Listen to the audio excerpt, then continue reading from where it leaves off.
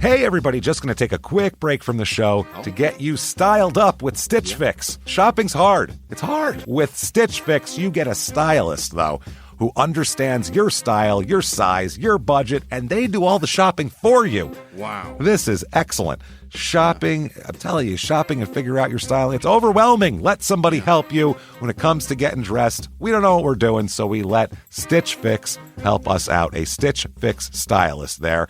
They know what works on us. We get the prices that make us look really good, and it feels good. You get some confidence boost walking around knowing that you're looking decent here. Oh, yeah. Yeah, we just give the stylist our sizes, style, budget preferences.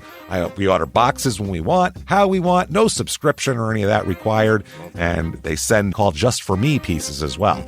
Like, maybe you'd like this, and it's awesome. Outfit recommendations, styling tips. You keep what you love, you send back the rest. It's super easy. Yep. You can do it, and we are doing it because it's excellent. Personal styling for everyone. Get started today at stitchfix.com/STM. That's stitchfix.com/STM. Now back to the show.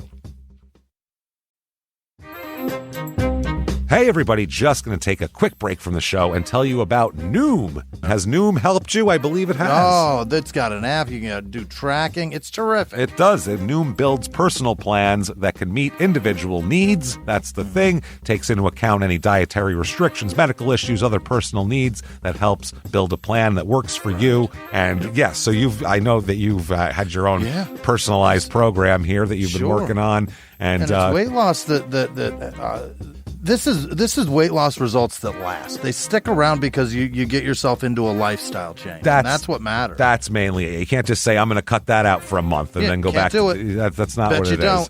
So I'm glad it's helping you. That's great. And it really does. I like the psychology and biology-based approach here. Yeah. Noom Weight uses psychology. That's why they say losing weight starts with your brain, but it also takes into account your unique biological factors, Jimmy. All of your multitude flora and fauna that goes on inside of you there. Sure. Yeah. Stay focused on what's important to you with Noom's psychology and biology-based approach. Sign up for your trial today at Noom.com, Noom.com here. Based on 3.5-year study of actively engaged Noom users with minimum starting BMI of 25. Individual results may vary. Visit our website for more information.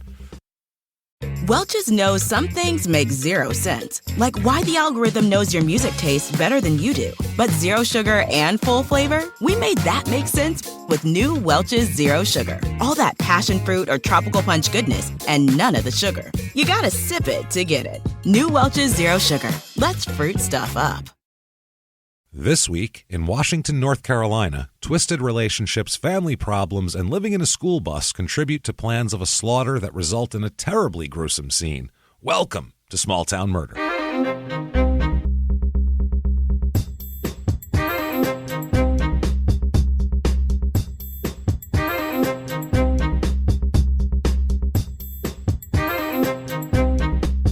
Hello, everybody, and welcome back to Small Town Murder. Yay! Oh, yay indeed, Jimmy. Yay indeed. My name is James Petrogallo. I'm here with my co-host. I'm Jimmy Wisman. Thank you, folks, so much for joining us on another crazy edition of Small Town Murder. And it doesn't get any less crazy this week, let me tell you. This is... Wow. I say it every... Just, you know what? From now on, it's weird. Just know that. It's going to be crazy. So quickly, before we get to that, thank you for everything you do for us. New announcement here, October the 27th. It's going to be Halloween weekend. We're going to do a virtual live show again. Oh, baby. Oh, my goodness. We can't wait. It'll be available for 7 days after that, so it'll be nice. Right. It's going to be a fun, Halloween-y, good time. Yeah. Creepy. It's fun. So get your tickets right now at shutupandgivememurder.com, or you can go to moment.co/smalltownmurder. Yeah. Either way, those links in our website there. Get your tickets. Wear a costume? I don't know. We'll see. Find out. Buy tickets and see. Maybe we'll be in costume. What if you pick mine and I pick yours? No, I don't do costumes. So if I do a costume, it'll be. You don't trust me enough? No, I don't. I don't like costumes. I don't want my own costume. I don't like costumes. I'm an adult. See you there. See what we do. I don't have a problem with my general, person. I don't need to pretend. No, I'm just kidding. I'll dress. I don't give a shit. We'll dress in costumes. Who cares? Come do it. Yeah. ShutUpAndGiveMeMurder.com. Come see us for a virtual live show. We can't wait. All of you out there that can't get to a regular live show, do that. And speaking of that, at ShutUpAndGiveMeMurder.com, get your tickets to live shows. Yes. September the 23rd. We're in Tampa. 2 shows at the Tampa Improv. It's going to be 2 different shows. So yeah, they're different. Come to both. And then the next night, we're in Orlando on the 24th. Right. Doing 2 shows at the Orlando Improv as well. Correct. And those will be different from each other as well. Right. So there you go. Get your tickets. ShutUpAndGiveMeMurder.com. Right now, we're excited. We cannot wait. We're jacked up. Anyway, besides that, Patreon is the thing you need. Patreon.com/crime and sports is where you get all the bonus material, all of it here. Every other week, you're going to get 2 new episodes, spanking new. You're going to get all the crime and sports. You're going to get all the small town murder. You're going to get the whole back catalog. Wow. Anybody $5 or more. It's a couple $5? This week, he said it like really? That's the point. I'm selling it. Wow, James. I know.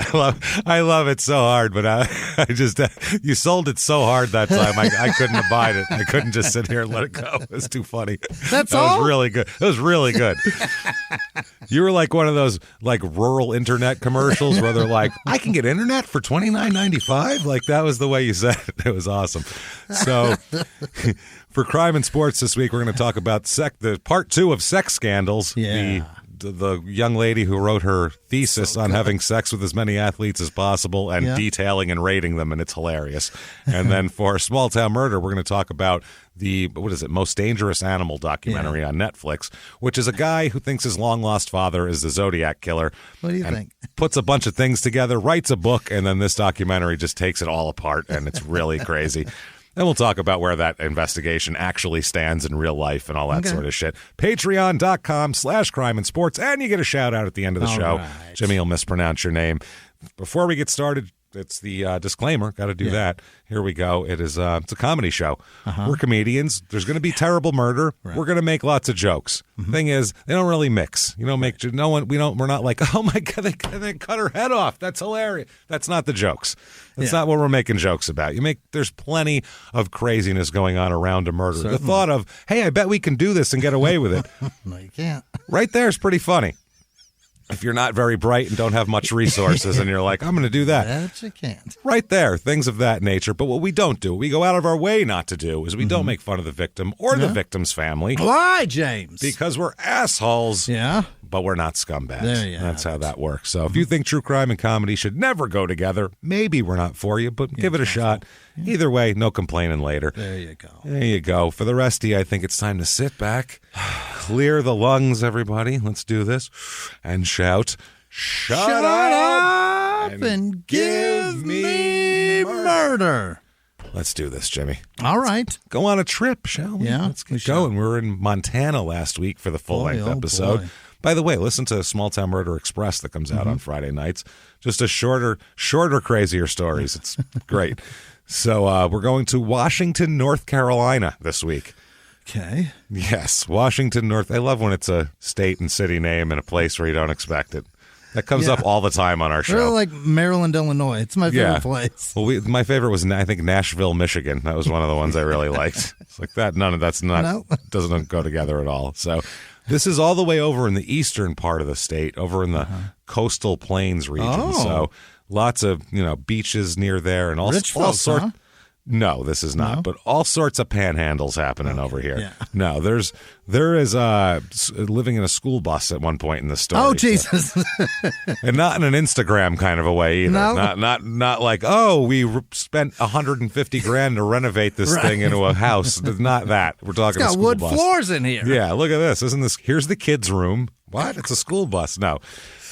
This is different. All sorts of panhandles everywhere. It's about 4 hours and 10 minutes to Charlotte. Okay. To go there, 2 hours and 10 minutes to like the Raleigh-Durham area. Yeah. So, to get to the big cities, it takes a while. And almost 4 hours to get to our last episode, which was Mount Airy, North Carolina. That's our last episode there, which is all the way across the state in the upper northwestern corner. This is in Beaufort County. I don't know how you want to say it, but either way. Is it BEAU? BEAU Yeah, fort. it's probably Beaufort, right? It's probably, but you know what? Who knows? That's what I mean. All bets are off. We've heard somebody was like, it's not Pulaski, it's Pulaski. I'm like, no, it's Nope. not. We've all decided that's Pulaski. Sorry. Yeah. So the motto here is they call it Little Washington or Original Washington. That's to distinguish it from Washington, D.C., in case you get them mixed up, because that happens all the time, I'm sure. What the hell's the monuments? No, that's crazy. Their motto, though, is pride in the past, faith in the future. Yeah. I don't know any of that. I don't know what that means. I don't know what that means. It sounds like a bunch of nice, placating sentiments. There you go. History. A lot of forgetting in there. A lot of forgetting and just hoping, I think, is part of that. Hoping and wishing and praying and, just faithing and I don't know. It's the history of this town. The current location here was founded in the 1770s by a guy named James Bonner. His land was known as Forks of the Tar. Gross. Yeah, that sounds like not. I would change that before you put it up for sale. You don't want that to be the sign outside when people pull up with the real estate agent. Forks in the Tar. I don't know about that. Let's keep looking. What do you say? I don't know. I like that one place. What's the tar about there? I don't know. I don't know, to be honest with you. Yeah. But it's all over the place. The tar they're real stuff. Proud of tar. Yeah, they're proud of it there. Yeah, the Tar Heels. There you go. Yeah. In 1776, it was renamed Washington because everybody was so in love with George Washington because he was, fighting the British at that point. Yeah, it served as a supply port when other ports were under British siege. They used this as a major supply port as like a mid-range thing. During the Civil War, Washington fell to the north during the early part of the Civil War, so it just kind of stayed. Nothing really happened there. It was just occupied during the Civil War, pretty much for the entire length of the war. So really? Yeah, nothing. It had like no real significance in the war because it was just a held commodity at that point. It was held long before it really kicked off. That's it. It was like a Monopoly square that got bought in the first round, and it was like, well, that's off the board. Yeah, can't look at that anymore. Washington took his own place. God damn it. Yeah. But the federal forces set fire to the naval stores and, all that sort of shit. So it was left in ruins afterwards. Okay. They rebuilt the town. They rebuilt it. Yeah. And then by 1900, as a matter of fact, September 3rd, 1900, you know it's coming. The whole town was burnt down. Yeah. Coal fire destroyed the entire town as back then. Yeah. Between, like we always say, between 1885 and 1915, 98% of the country burned to the ground and was rebuilt. It seems like this was a faulty stove made flames which consumed the entire business district of the city pretty much. And much of the place, they had like these Victorian commercial architecture built. It was like pretty cool. All burnt. Gone. All because somebody wanted some fucking beans. Yeah, gone. You lazy shit with your terrible stove. No good. They also had a big renovation project in the late 60s, and they put in parks and different highways and roads and trying to fix the joint up a little bit here. Sure. We're still recovering from the fire 70 years earlier. Reviews of this town, our favorite here of everything. Sure. I love it because, like we say, these aren't our reviews. These are people's reviews. And the reviews are way more about the person who wrote them than about the thing that they're reviewing, obviously. So here's 5 stars. Love this town. I have lived here my whole life. This must be text to speech. It has to be. Or just super hammered. I've been here my whole life, man. The whole thing. It's a good place to retire to and raise your family at. Maybe it's not speech to text. Maybe it's that's just someone who doesn't write well. But either way, 4 stars. There we go. Washington is an awesome, historic little town. There's great food in the downtown area when it's not on fire, obviously. Yeah. The waterfront is beautiful, and the weather is too bad. I think they were trying to say isn't too bad. Yeah. It is too bad. It's too bad about that weather. Just is, man.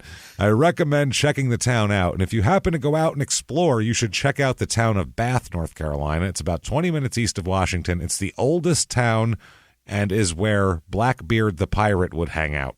Oh. So there you go. Go hang out there. Oh, that's right. Yeah, you did. Yeah. 3 stars. The property here is pretty good. What? The property here is pretty good. What does that mean? I don't know, and there's no punctuation, so this is all one sentence. Again, Perfect. Here we go. The property here is pretty good. There are some empty spaces, but they are beat down or anything they're available to be occupied. That's exactly what they said. They are beat down or anything they're available to be occupied. What? I don't know. Fuck, man. What the fuck that means. I have no idea what you're talking about. I don't know if they're saying the property is it's good to own. Potential? I don't know. It goes up in value, Yeah. or it's cheap and abundant. I don't know what you're talking about exactly. Here's 2 stars now. Not so hot on the town. To all cyclists in the Washington, North Carolina area. Okay, they have a particular bone to pick here. Beware of such morons on the road! Exclamation point.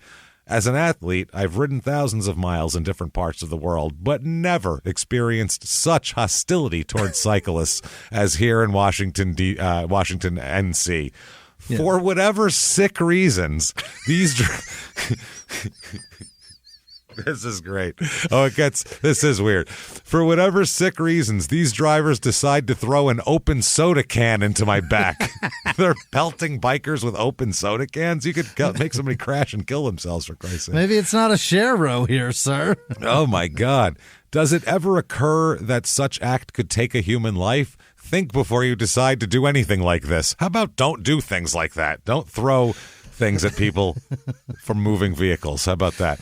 Where else has he ridden? He's never been to New York. I bet he's gotten hit with way worse than a soda in New York. No one will throw anything at a bike there. They're used to them. They might hit you with their car, but that'll be by accident. You didn't get out of the way fast enough. But no one cares. There's bikes everywhere. They're used to them. They're like, what is that 2-wheeled monster?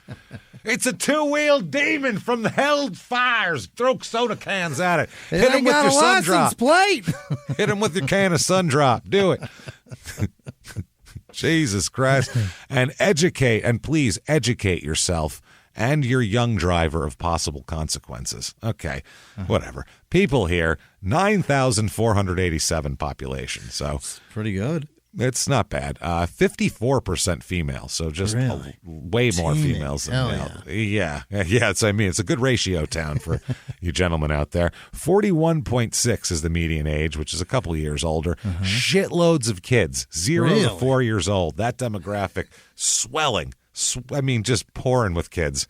Fertile town, very fertile town. It's about 40% married, which is less than normal. It's usually 50-50. Single with children's usually 10%, 34% here. Yeah. There's lots of chicks, and they're putting out. You could party town. They do have kids, but hey, you can deal with that. Whatever, man. That's all right. I'm sure the bars have a room for them here if it's that much of an issue. Too, babe. Yeah, who's discriminating? So, race in this town: 44.9% white, 41.7% black. And that's it, pretty much. 12% Hispanic, but it's like 0.0% Asian. It's a couple of little bit Hispanic and black and white. Got it. Southern town. So religion in this town, 55% religious, which is above average, which is not surprising here. And the number one religion here it's Baptist, everybody. You betcha. As we know, Baptists are the Catholics of the South. They multiply and plenty of them there, so that's fine. And impressed, and then they make more. And then there's more. This in Beaufort County, 36.6% voted Democratic last election, 62.5% Republican, 0.9% Independent. Okay. And here the unemployment rate is about average, but the income is low here. Median household income here is $31,574. Oh, no. Which is pretty damn low. It's over $20,000 less than the national average here. Cost of living, 100 being regular average. Here it's 84, so not that high. Yeah, housing, median home cost here, $151,100. Can you get beach houses which is here? Low. Nah, it's not going to be a beach house. It's going to be... This isn't like on the beach town. This is like It's a little bit inland? Yeah, it's the next town in. Got it. But it's not a beachy area. It's more... It's weird. It's hard to explain. It's a lot of I don't know. It's not. This isn't a beach house kind of a place. All Put right. it that way. The median home cost would be way higher if there was Yeah. anything that touched fucking ocean. I was just thinking about selling and moving right now. Yeah, I was gonna say if that was the way it was working. But hey, if you're gonna sell, we Yeah. have for you, Jimmy, specifically the Washington, North Carolina Real Estate Report.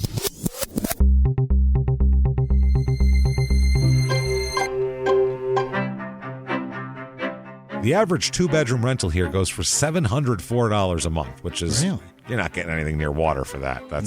That's low. Here is one. It's a 3-bedroom, 3-bath, 1,606 square foot house. So that's a good little family house. Not little, even just a good family house. It's called a quote investor opportunity in the listing. That's because it looks like it's about to implode on itself, I believe. Yes. That's what they mean by that. It's a shithole. There's Needs a lot of paint. work. There's paint peeling everything. There's mold and shit that you can see. It looks like a good windstorm will pick chunks of the roof up and replace them in other towns 5-10 minutes away. Things like that. Not great. $100,000 for that though. So investor special is what that is. Here's a 3-bedroom, 3-bath, 2,583 square foot house. So this is a nice house, and this is put together.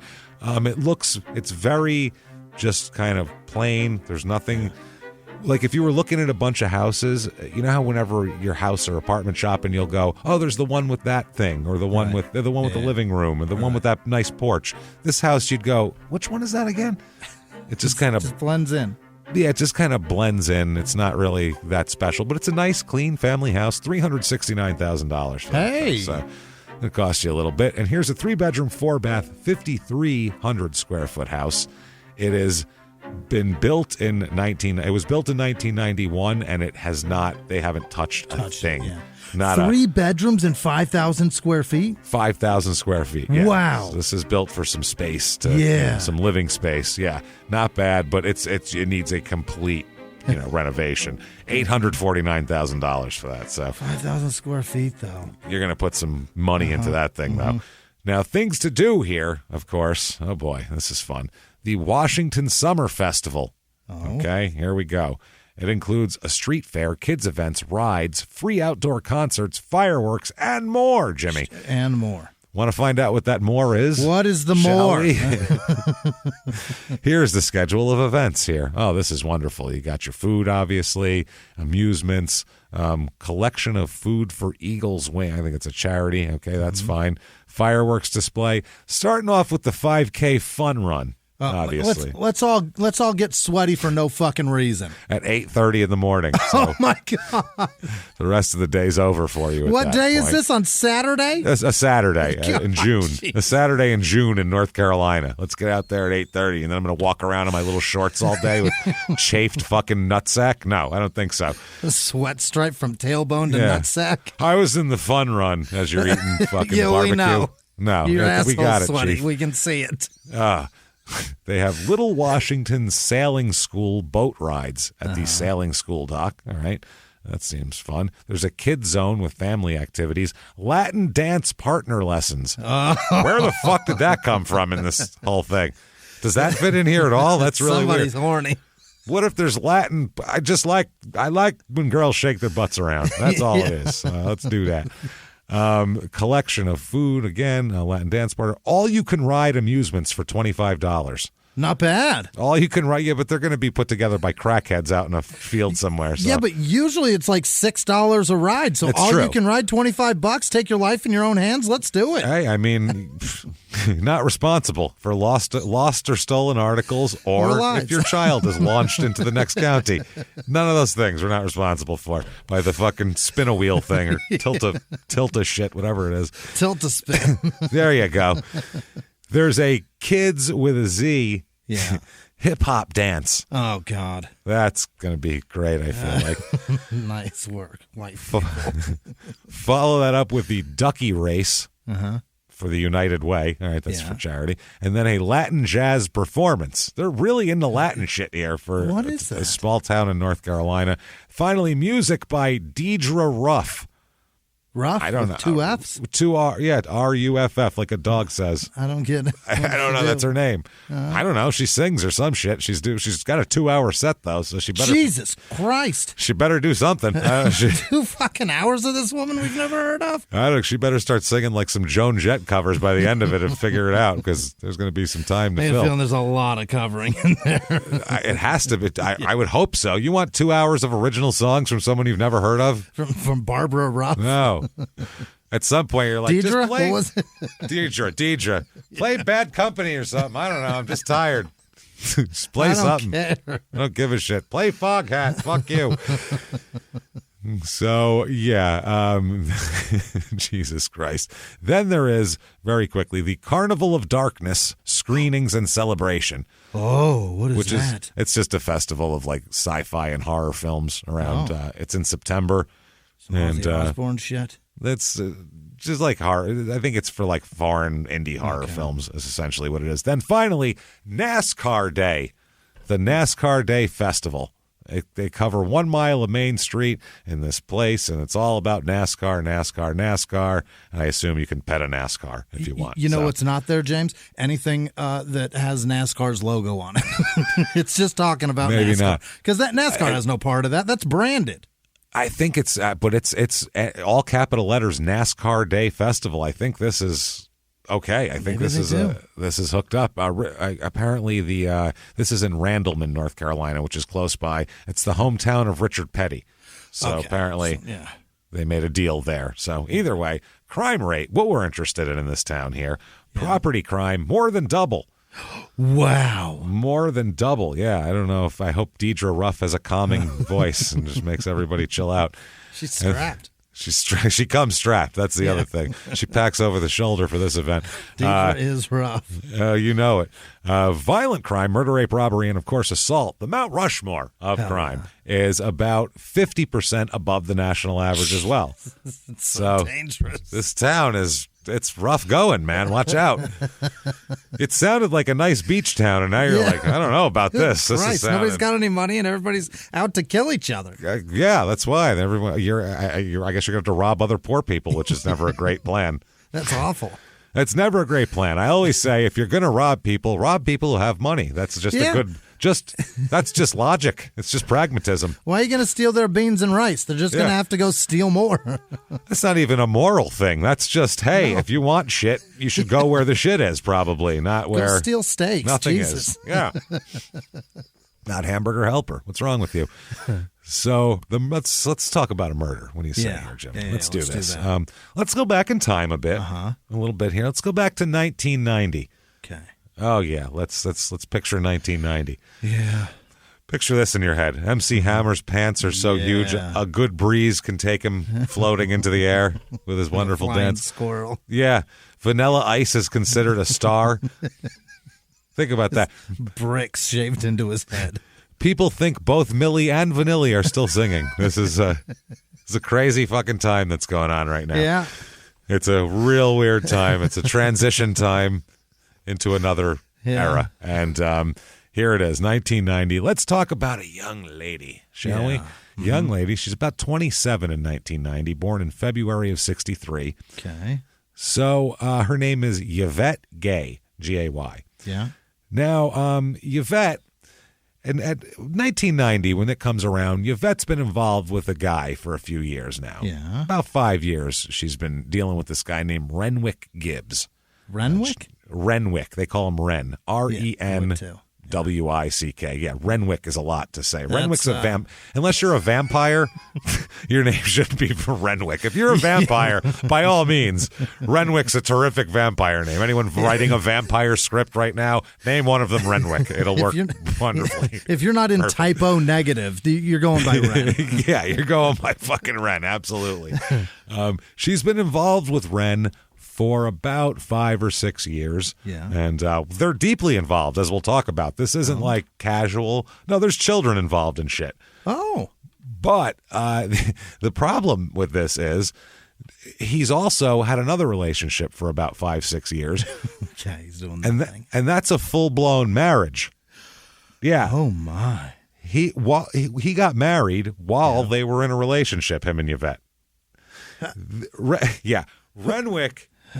Ren's a player. Let's just say Ren. Fuck, do you do that? Ren plays the field and does it. He's a vampire. I think he must be a smooth motherfucker because. And we'll talk about. He's not a bright man. No. Oh God, no. He is. I would say the opposite, whatever that would be, of a bright man. I mean, well, let's look at it this way, shall we? Let's talk about exactly. He has he has an IQ of, spin the roulette wheel here. 61. Jeez Louise. 61 is like, that's super low. That's low. That's just Forrest Gump. I always do it's kind of the Gump scale. Yeah. Forrest Gump was 72 in the movie. That's 71. 10 points less than that. And I'm not. Anybody who's got low intelligence, that sucks. It's bad for that. I feel bad. Yeah, it's tough for you, and I feel for you and everything. This guy figured out how to get married, have children with her, and have a chick on the side and have kids with her. Oh, where do you hear what he fucking sets up? It's remarkable. This guy, I don't know. He puts every point of that 61 to amazing use. This guy, they say he's like a Lenny Dykstra when he played baseball. Like he's a small guy. He doesn't have like a Darryl Strawberry's talent, but he'll run into the wall. God damn it, he's a go-getter.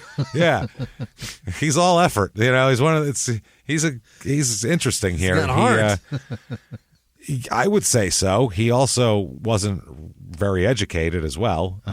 As he's an IQ of 61. They say, and like I said, not making fun of anything, but they say like a smart dog is like a 45. 45. I'm not kidding. I know you're not kidding. Like a really That's smart amazing. dog. So I'm just trying to put it in context of what 61 is in terms of he's got women that are willing to, spend time with him and marry him, and then he's playing both of them. Why? So you can be on the scale, not intelligent, but you can surely get, he's pretty smart. You know what I mean? Yeah. Yeah. Not intelligent or not, he's pretty smart. You know what Whatever I mean? that 61 is in applicable life skills. Yeah, exactly. That's what I mean. He's using every bit of what he's got going on, and he's not like, nobody describes him as slow or anything either. No one says like, oh yeah, Renwick, you got to really explain things to him twice. Nobody ever says that. He's fine. Now, Renwick is, like I said, he's been married to a woman named, when he got married, her name was Anne Farris. Yeah. There's going to be exactly. There's going to be a theme here. I'm just finishing saying there's going to be a theme of like one letter off from movie star names in this show because it's multiple people. And she didn't get famous for like another 10 years. That's what I'm saying. This is like a complete. I mean, we have Renwick the vampire, number one. That's something. Yeah. And then we have Anna Faris here, who's married to Anna Faris. And then later on, we're going to have a name that you're going to go, holy shit, that's hilarious. So here we go. Renwick, like I said, they were married, Anne and Renwick, on December 2nd, 1985. So this is in full swing of him and Yvette's relationship. Right. He marries Anne Faris. And Anne Faris, we'll talk about Yvette and where she comes from and everything too, but Anne Faris is like a nice girl with a good background. Yeah. She's got a nice family. It's got a good reputation, very respectable family. Sure. It's very strange, like that she would be involved with an idiot like this. Her dad's like a real upstanding guy, didn't beat her up, anything like that. Mirrors the real life girl too. It's very weird, isn't it? Yeah, I was going to say. Dummy. Come on, as I was saying, I was going right along How with is that possible? Isn't that strange? Well, at least he wasn't a vampire. Yeah. Hey everybody, just going to take a quick break from the show to tell you about the safest sponsor ever, Simply Safe. Absolutely, these people will keep you safe. It's amazing. You know that every 26 seconds a burglary takes place in the United States, according to the FBI. That means that by the time this podcast is over, dozens and dozens of homes will have been targeted, ransacked. God knows what happens here. So protect your home before it's too late with Simply Safe proactive security system. Simply Safe helps stop threats before they even have a chance to break in. Named Best Home Security System by U.S. News and World Report 5 years in a row. And by us for about the last 8 years as well. If you trust us, Believe me, you want Simply Safe. So visit simplysafe.com/small to claim 50% off a new system with professional monitoring plan and your first month free. That's simplysafe.com/small. There's no safe like Simply Safe. Now back to the show. This show, Small Town Murder, is brought to you by BetterHelp. Get yourself some therapy, everybody. Honestly, here. We often hear about, red flags that you should avoid. Hey, that's a lot of a thing. It's become a real phrase now, real cliche. Yeah. But why don't you focus also, you look at like green flags in friends and partners. Look for good things as well. Right. And maybe you're not sure what that looks like, though. Therapy can help you figure that out. What are positive things? What are the green flags? And then you can practice them in your relationship. It's absolutely a fact. And so, honestly, we absolutely are huge advocates for this. It really, really helps. BetterHelp is fully online, making therapy affordable. It's convenient. They serve over 5 million people worldwide. You can access a diverse network of more than 30,000 credentialed therapists, wide ranges of specialties there. Here's the coolest part. You're not getting along with your therapist, you're just not feeling it, you can switch at any time, no extra charge. Wow. The thing is, they want you to get help. That's it. And you can do it with BetterHelp. Discover your relationship green flags with BetterHelp. Visit BetterHelp.com/smalltownmurder today to get 10% off your first month. That's BetterHelp, HELP.com/smalltownmurder. Now back to the show. But locally, very respected family, and she finds this guy, and it's nothing but trouble with Renwick while they're married, as you might imagine, because he's having a full-on relationship with another woman. So if that's the tip of your iceberg, what the hell's under the water, Yeah. What does Ren do for work, James? That's not a good business card. You know what I mean? Here and there, things. I do some things here. I'm Ren. Stuffing things and call me if you need some air done. He marries Anne. That's one thing he does for money. Wow. Marries Anne. Really? Except for Anne's father, most of the people in this story that are men are like guys who make women bring them money and do things what for the them. Fuck? It's very weird. And there's smart women who they don't need. Don't deserve I don't understand. that. It's not deserve. They should fucking know better. Is the other thing too. Yeah. If you're a smart woman and you got some guy with a 61 IQ making you fucking bring him money, at some point you got to go, what am I doing right now? What's going on? You know what I mean? Yeah. But love's a powerful shit, man. It's powerful. Yes, yeah. And so anyway, there are all sorts of problems right away for Anne Ferris and Mr. Renwick the vampire. Real problem. Number one is Anne knows about Yvette. She knows about the relationship. Well, because he's not going to be able to keep these stories straight. He's going to eventually call her Yvette. He just doesn't hide it. He doesn't give a fuck. Oh, by the way, Yvette and Anne work together also is another problem. This is insane. That's another issue. They both work at the yarn factory. So, oh my God. Both the women he's banging work at the yarn factory as well together. Unbelievable. It's crazy. And he comes and shows up and sees different ones and hopes the other one doesn't see. It's insane. It's batshit, bro. It's nuts. So, and he's got kids with Anne too. When they get married, she's pregnant. They already have a kid. It's bonkers. So, she has a little girl. Anne does, his little girl there after they're married and everything like that. But he continues the relationship with Yvette like nothing happened. Renwick and Anne live in a trailer together in Choco-Winty. Hell yeah. Choco-Winty. I think there's probably a straw Winty and a vanilla Winty as well, but this is the Choco-Winty. The whole town's called Napala-Winty. That sounds Choco-Winty. That sounds delicious. What is that? What is that? Like an eclair with extra chocolate? What are we talking about? It smells so nice. Oh man, I want to eat it. I'll have 2 Napoleons and a Choco-Winty, please. Yeah, hey, give me 2 Choco-Winties. I'm going to get one for her too. She might you really like those. Smell it when you enter a town like Disneyland. Oh, it's so sweet in here. It just smells like someone shaving chocolate in front of your nose. What is that? What is that? Chocolate? That's delicious. Choco-Winty. Choco-Winty. So they live together in a mobile home there, Ren the vampire and Anna Faris. And Now, Anne, though, several times over the marriage through the late 80s, she leaves and moves back in and leaves and moves back in. She moves in with her. Yeah. It's very, very rocky, absolutely. And he also owns another trailer, too, which is a thing that we'll talk about. He's got another trailer that he owns.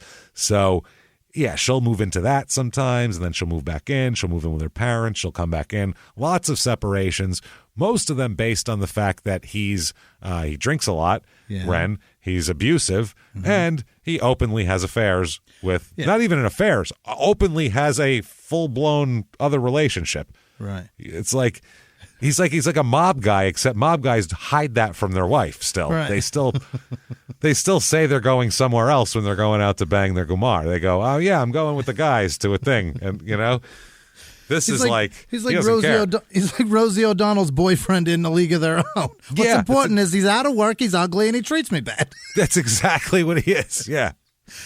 I think he's from what I've seen of him, he's kind of handsome though. That's the key to this. If he was ugly, none of this would be happening. Yeah. That's what I feel like. If he was ugly, none of these women would be giving him the time of day. Sure. He's a pretty handsome guy, and I think that is the thing that is gonna be the nail in people's coffins here. So they she leaves, she goes back, she leaves, she goes back. She left him many times and would always return, though. That's the problem. One time she actually left the state to go live with her mother's sister in Virginia and said, I'm done with him, I'm moving. But he tracked her down in Virginia and brought her back. He's capable of that pre-Google. That's what I mean. Wow. He's using all of his resources, whatever he's got. He's using it to full advantage here. And he'll show up at her job. He'll show up at her job where his girlfriend also works. Right. Think about this. At her job where his girlfriend also works, screaming and yelling about, I'm going to get you back, you blah, blah, blah. Begging for her to come back. Till they ask him to leave. And then he'll come back like an hour later and pick Yvette up just to leave, like pick her up from her shift. Imagine working at this place. You'd just be like, who is this guy? My God, his penis must be amazing. Holy shit. Whatever he does, he's got to do something that's incredible. Has to. He must just, he must have a tongue that's, I don't know. That's got to be it, that right? he could play Beethoven with. He has to, because... ABC's in cursive, no problem. No, he on a piano he can play Beethoven with. That's how skilled he is. It's long and it's strong is what I'm getting at. It's gotta be. Fucking cherry stem. I'll tie your UTI your fallopian tubes in a fucking knot. There it is. How you like that? Who wants your tubes tied? I'll do it with my tongue. That's right. Ren the tongue is coming for you. I got you covered, baby. Tornado. The tongue tornado is coming for business here. So, yeah, this is obviously pretty ridiculous anyway. So, there ends up this is all going on with her moving out, moving back in, and this goes on for years. He threatened to harm her and her family if she would not come back to him. Also, I'll kill you. I'll kill your whole family if you don't come back to me. That's how he tries charm, and that doesn't work, and then he goes to threats. Straight violence. Yeah. That's his usual MO over the course of all of this. She said that. She said that she thought if she left him that would probably happen. He'd probably come after her and kill her. That was what she kept saying. So, anyway, in 1990 though, she finally decides to leave him. Okay. She finally decides to leave him for good, and this time she doesn't just go to her parents' house. She goes to a shelter that has legal protections too. So that way can't find her. There's an order against him and shit like that if she's there, and she can do all of that stuff there. So Beautiful. She takes the kids, goes to a shelter for a little bit, and then she has her parents' house to go to once they just kind of regroup, and then they move in with her parents. Her father's name is William Earl Ferris Sr., and he's well-respected cat. Like I said, he's made some good money in his time and provides well for his family, and everything's going well for them, basically. Yeah. You're telling me on like the first day of school, in the attendance book it says Ferris Will? Will, Ferris, Will. Okay. Now, That's fantastic. I thought of that, and I thought he was Will Ferris instead of Will Ferrell as well. So, and then there's another name coming up. See, there's Ferris Will, and there's also Will Ferrell. So that it all goes. This is the greatest story of all time. This is crazy. And then there's another name where you're going to go, get the fuck out of here. And I'm telling you, it's all real. All real. Sometimes these sound made up. They're never made up. If I make anything up, I promise I'll tell you as soon as the joke's over. And I will never make you think something's true that's not. And this is true. So the family lived at 1403 John Small Avenue in Washington. And he lived there with his wife, Louise, who's 40 years old, and their daughter. They have a 16-year-old daughter who is Ann Faris's younger sister named Shamika. And then he's got a son who's 13, William Earl Jr. So there you go. And William Earl Faris Jr. So again, and he works in Greenville, North Carolina, and commutes. Okay. So like I said, makes good money and everything like that. In 1990, they had just moved into this house because in August of '89, they lost everything they own in a fire. Oh God, everything. Like it's 1812. Like it's 1900 in this town. They lost it all. They went on vacation. Bad. They went on vacation in Virginia, and while they were there, their house caught on fire, and they lost the entire house and literally everything they owned that they weren't carrying to Virginia was burned to a crisp, gone. What's worse? Would it be worse to like be in the house and then be woken up to the fire and you know what I mean? Your smoke alarms go off. I think I'd rather be. I'd rather have that. I'd rather be there so I can at least grab. Yeah, no. There's a couple things I'd have to grab. There's a couple things. I have a few things that are sentimental. Yeah, maybe. I'll grab a jar. I'm going to need something standing out there watching the house burn. So on the way out, I'll definitely grab an arm. Whatever. Weed if it all catches on fire at once. Whatever I got room for at the end, I'll grab a couple just so I can smoke while I'm watching the thing burn to the ground because I'll need it. I'd pay $1 million to see a fire department's face seeing you hopping it out the house. Wheeling my weed cart out there. For people who don't know, where some people have a bar cart in their house. Full of booze. I have a full weed cart that has jars of weed and concentrates. It's very nice. They're labeled. It's very nice. It's classy. You got to say, it's pretty classy. And that's how I roll in my house. You're looking over your shoulder screaming, Benny, Frankie, Oscar, come on, hurry. dogs. Kids. I got the weed, don't worry.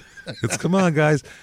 No, there's a couple things. First of all, you got to get the dogs out, obviously, but I assume they'd be with us anyway, or they wouldn't be in the house alone. I know that much. Yeah. But I have this thing that my grandfather had made for my grandmother in Japan in World War II. His picture of this embroidered thing over there that she saved for fucking 75 years and gave to me before she died, and was like, "Ma, keep this. Your grandfather made for me." So I can't let that burn. What am I going to do with that? Yeah, I can't let this burn. Yeah. So now it's just this thing I'm paranoid about. It's I keep it in this plastic bag. I don't know what to do. Where's my plastic bag and my weed? Yeah, I gotta go. Give me the grandma thing and the thing here, and oh shit, I gotta run. Go. Put it on top of the bar cart. Fuck, throw it on top. Come on, Grandma, we're making an escape. Every time somebody asks me, how serious is James about weed? I say, you know how people have bar carts for alcohol? And they go, no. And I go, mason jars. Yeah. They go, oh, he's serious. They're dead short serious. I'm serious like people are serious about wine. Like a sommelier is about wine. That's how I feel about weed. It's the smell, like there's subtle nuances, and it's all there, man. It works for me. It's hilarious. It works very well. It keeps me going so far. So now Louise, she works assembling auto parts. William's wife here, Will Ferrell's wife here. Yeah. She works assembling auto parts. Her son is a 7th grade student, and her daughter's a sophomore in high school. So that's Ann's family. Good family, working parents. They do well for themselves, whatever. So everybody describes them as very hard workers who, quote, go out of their way to help others. That's... They're a nice family, the Farises. Their neighbor described them as outstanding neighbors. Wow. That's pretty cool. There you go. So they're great. Now, like we said, at this time, Anne had taken the kids away out of the shelter and moved into that house with her family. And her family said, stay as long as you want with the kids. We don't care. We love it. It's great to have everybody together again. Right. They're happy. They're not even like, oh, shit, you got to get your own place soon, Anne. They're thrilled to have her home and away from Ren mostly. Sure. Because he's a fucking nudnik and they don't like him. Boy. He's a jerk. Yeah, they're like, you're smarter than that. This family's better than that. You don't need some 61 IQ alcoholic who beats you up and cheats on you. You don't need that. So now let's get back to Yvette. Okay, now Yvette Gay, his girlfriend, right. She also has a sister named Doris Gay. I swear, that's what I tell you you're going to say. You got to be kidding. What the fuck is happening? Doris Gay, Anne Farris, and Farris Will Farris. This is crazy. What is that? And a vampire named Renwick. What's happening? I need to see this all drawn up. I need to see Doris Day with that. Anybody out there who draws, please put this together, and a vampire named Renwick. Just whatever you think that looks like. Just to let her off. It's fucking weird, man. Now, Yvette and Doris are sisters. Not only are they sisters, they are identical twins. Now, wow. Yes, I understand. We did a story a couple weeks ago about identical twins, and that was pretty crazy. This couldn't be more different of a story. Okay. First of all, they don't have Ren Hammer and both twins. We'll talk about. Oh my God! What Yvette and Doris, but. Now, Yvette and Doris, they are twins, but they couldn't be. They're the exact opposite of the. They're the bad guys. Photo negative opposite of. No. I'm just in terms of physical of our other guys. Other guys were 350-pound, big, bearded, fat, male, white twins. These are kind of petite women, black twins. So a complete different thing, opposite of, physically than our last set of twins. And the whole story, they're nothing alike. So don't think it's like a theme show now where we talk about twins all the time. Welcome is just to Small Town Murder Twins. Small Town Murder Twins, where we talk about the worst murderous twins in small towns. The show will be over in about 3 months. Enjoy. No. We got about 4 shows under our belt, and we're about ready to retire. This is just a coincidence that this came up as twins again, because it's not a similar story. Now, they're identical twins, obviously. Their parents are Ella and Randy. Ella and Randy Gibbs. Fitzgerald. And they are, yes, Ella and Randy Fitzgerald are their names. So they are, they're pretty poor. They grow up poor. Mainly because Dad doesn't work and won't work and refuses to work. He says he has a heart condition and asthma, which he very well might have. Yeah. We don't know. It's in the 60s. This is going on when they're kids because they're born in 62. Sure. But he says, that's what I got going on. I'm not working. So Mom Take works. Care of me. Yeah. Yeah. Ella goes out and works. She's a housekeeper. She's a cleaning lady. Yeah. She goes out cleaning. So she works hard, long hours to be able to support these kids, because the twins come first, then they're going to have 4 more kids. Holy shit. So she's going to be supporting a family of 6 on a, or a family of 8 on a cleaning lady's pay and nothing else. In North Carolina in the 60s and 70s. We're not talking about, she doesn't work at, there's not fair wages probably. This is tough going Whatever here. we pay you, that kind of thing. Yeah, I mean, there's a minimum wage, I know, but still, it's she's not getting a lot of money, I don't think. Is it her own business, or is she working for a company? Probably I think she's working. Company, huh? I think she's working for people. Yeah, she's working for people. It's really difficult. I mean, they're barely making ends meet. Good they're Lord. not making ends meet, essentially. So Dad watches the twins while Mom works. And then as more kids come, Dad stays home, watches the kids, and Mom works. That's how this goes. Problem is, and this is especially with Yvette and Doris, Dad doesn't do shit with them. He doesn't hang out with them. He doesn't play with them. He doesn't play games with them. He doesn't do anything with them. They sit wherever the hell they're sitting in the playpen or something while he watches TV, and that's it. He feeds them, and that's, bathes them and shit, and that's the extent of it, though. They don't get any, there's no talking to, hugging, holding, shit you have to do with little kids to do attachment stuff. Doesn't give a fuck about that at all. Emotional support. Nothing. Yeah, nothing. And they're not... He doesn't like anybody also. No neighbors are allowed. No one's allowed to come see them, basically. He seems fun. He's a lot of fun. Yeah, he's a controlling fucking asshole, this guy. Forces his wife to work, and he's super controlling with the kids, as we'll talk about. He turns them into his little workforce. It's really creepy. So no one's allowed to come see the kids. The kids' grandparents live on the street, same street. They're not allowed to come over and see the kids. What is that about? We'll bring them to you if we want you to see them, but you're not allowed to come over and see him because he doesn't want anybody over the house. So what is he hiding? He's hiding the fact that he doesn't feel like doing shit with the kids, Yeah, no and he'd have to kidding. do something with the kids. He likes to drink instead, so it's Right. they have different goals. Yeah. But while he's doing this, these two little girls, and they're the only two at the time because they're the oldest, they have nobody but each other. So So that's how you bond. nobody. Yeah. If they weren't twins, they would be insanely Velcroed together. But the fact that they're twins and have a weird connection anyway, and then you add in the fact that they're the only person that they interact with, they're really weird. They get real fucking weird, Doris and Yvette, as far as being attached to each other. Like sort of creepy shit, as we'll talk about. It's very strange. Dad uses the 6 kids like a little army cleaning unit. Around the house? Around the house, yeah. They do everything. Imagine this house. He's drinking. Kids are doing weird housework at too young of ages. Yeah. There's 4 years old on a ladder cleaning the gutters. Yeah, that's what I mean. I'm just picturing like standing on a step stool, like, sauteing, chopping.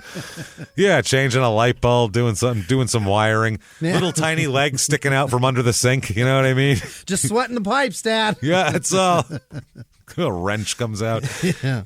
Twins doing creepy twin patty cake in the background and shit. Nothing's creepier than that. And I'm sorry, like girl twins, The Shining has ruined girl old, twins. They're so creepy. If you see a pair of little girl twins, you go, you think they're there to murder you or warn you of something ominous. You don't think they're real. And then The Great Outdoors happened to give it a little extra, a little over the edge too. Yeah. They were just kind of weird, but they weren't like The Shining twins were like, they weren't even, they were like otherworldly, you know what I mean? They had blood flowed behind them and shit. They were super creepy. Twin girls is over. It's tough, man. It's tough to be a twin girl and not be creepy. So the kids are only allowed, by the way, and this is Yvette and Doris included, they are only allowed to go to school and come home. That's it. That's it. No friends. Yeah. No, nothing. If friends come over, hey, are Yvette and Doris here? They can't come out. Slam. That's it. They're cleaning. They do the housework, which with 6 kids, there's a lot of housework, especially if one adult doesn't have time for it and the other one refuses to do it. Yeah. So it's a lot. So they do that. They don't fit in. Surprisingly, Yvette and Doris don't fit in real well at school. Yeah. Weird, weirdly right? Unadjusted. Is that the word? Yeah. They didn't not fit. Like nobody made fun of them. They weren't like outwardly weird. They just blended into the background and were only pretty much hung out with each other and talked to each other, did everything together. Everyone said they had like they would like give each other, they would just look at each other with no facial expressions, and then they'd both get up at the same time and leave, like shit like that. They did weird, creepy. Don't like that. Yeah, which they just got stuck in a playpen together at a young age and developed some kind of blank faces, and then they make movements. No, some kind of creepy scanners twin fucking. What'd you just tell her and how? Radio shit. Yeah, how did you do that, little girl? Got her by the fucking lapels. I will punch you if you don't tell me how that happened. They have, at that time, everybody says they have no like individual personalities either. They're just, you can't tell them apart, essentially. They act the same way. They always act the same way. Only like each other, unlike the Tennessee twins who had very different personalities, as we talked about, too. They ended up doing the same thing, but it was very different personalities. Yeah. Now, as they get older, Yvette starts to be the one who's slightly more outgoing and dominant, and Doris becomes the follower, because there's always going to be an alpha in the twin game. Yeah. And she's the one who, if there's they'll try to make a decision together. If no one can make a decision, whatever Yvette says, Doris will fucking go along with. That's how it ends up being. Whereas the other ones, the other twins were, one was a wild lunatic and the other was kind of a mild-mannered guy. Like it's different. They never got in trouble at all, mind you. This is nothing like them either. They didn't do anything bad. They didn't get in trouble. They did their work. They did their schoolwork. They came home and they did housework, and that was it. So they just kept to themselves and were considered a bit weird. So by 1979, okay, this is fucking insane. This is crazy. Mom, Ella, she has to sign up for welfare. They're not making ends meet with 6 kids. As the kids get older, they all need more stuff, and they can't do it. So weirdly, 16-year-olds things cost more than 4-year-olds things. Isn't that strange? They eat more food. You know, it's almost like in bulk. It's almost like they need real life things. It's strange, and as you're adult, it costs more than a 5-year-old too. It's weird. So what she did was, to get a few extra dollars, she put that she didn't work on a welfare form. Meanwhile, she was busting her ass as a housekeeper too, just making nothing, and was trying to make a little bit extra to make ends meet. So she lied on the welfare form and said that she didn't work. Well, she got caught. Oh boy. And arrested and sentenced to 5 years in prison. Oh, dear Lord. The sole breadwinner of a family of 6. Family of 8. Or, I mean, 6 children. Yeah. So, yeah, family of 8, but 6 children. Whoa. And they sentenced her to 5 years in prison. I suppose the opposite view of that is, well, then if she's that important to the family, she should know better or some shit like that. But when you have nothing, what are you going to do? When you're trying to get your kids food. Right. Like, a lot of people will, steal or rob or do things like that. Yeah. And she made a fucking paperwork, checked a different box on some paperwork. I just think that's, I mean, I get that there's laws and shit like that, but that's one of those things where you're like, you'd think a judge would look at that and go, hey, I got an idea. How about we try to find her a better job? How's that? How about we help her out? Yeah. Anybody here looking for a secretary or whatever? Just somebody who makes more than a cleaning woman? Anybody looking for, because it's the 70s, whatever. Anybody, because maybe that would help. Yeah. That way you don't have to do this. That would be, instead, 5 years in prison. Wow. Gone. So, now where's the money coming from? Yeah.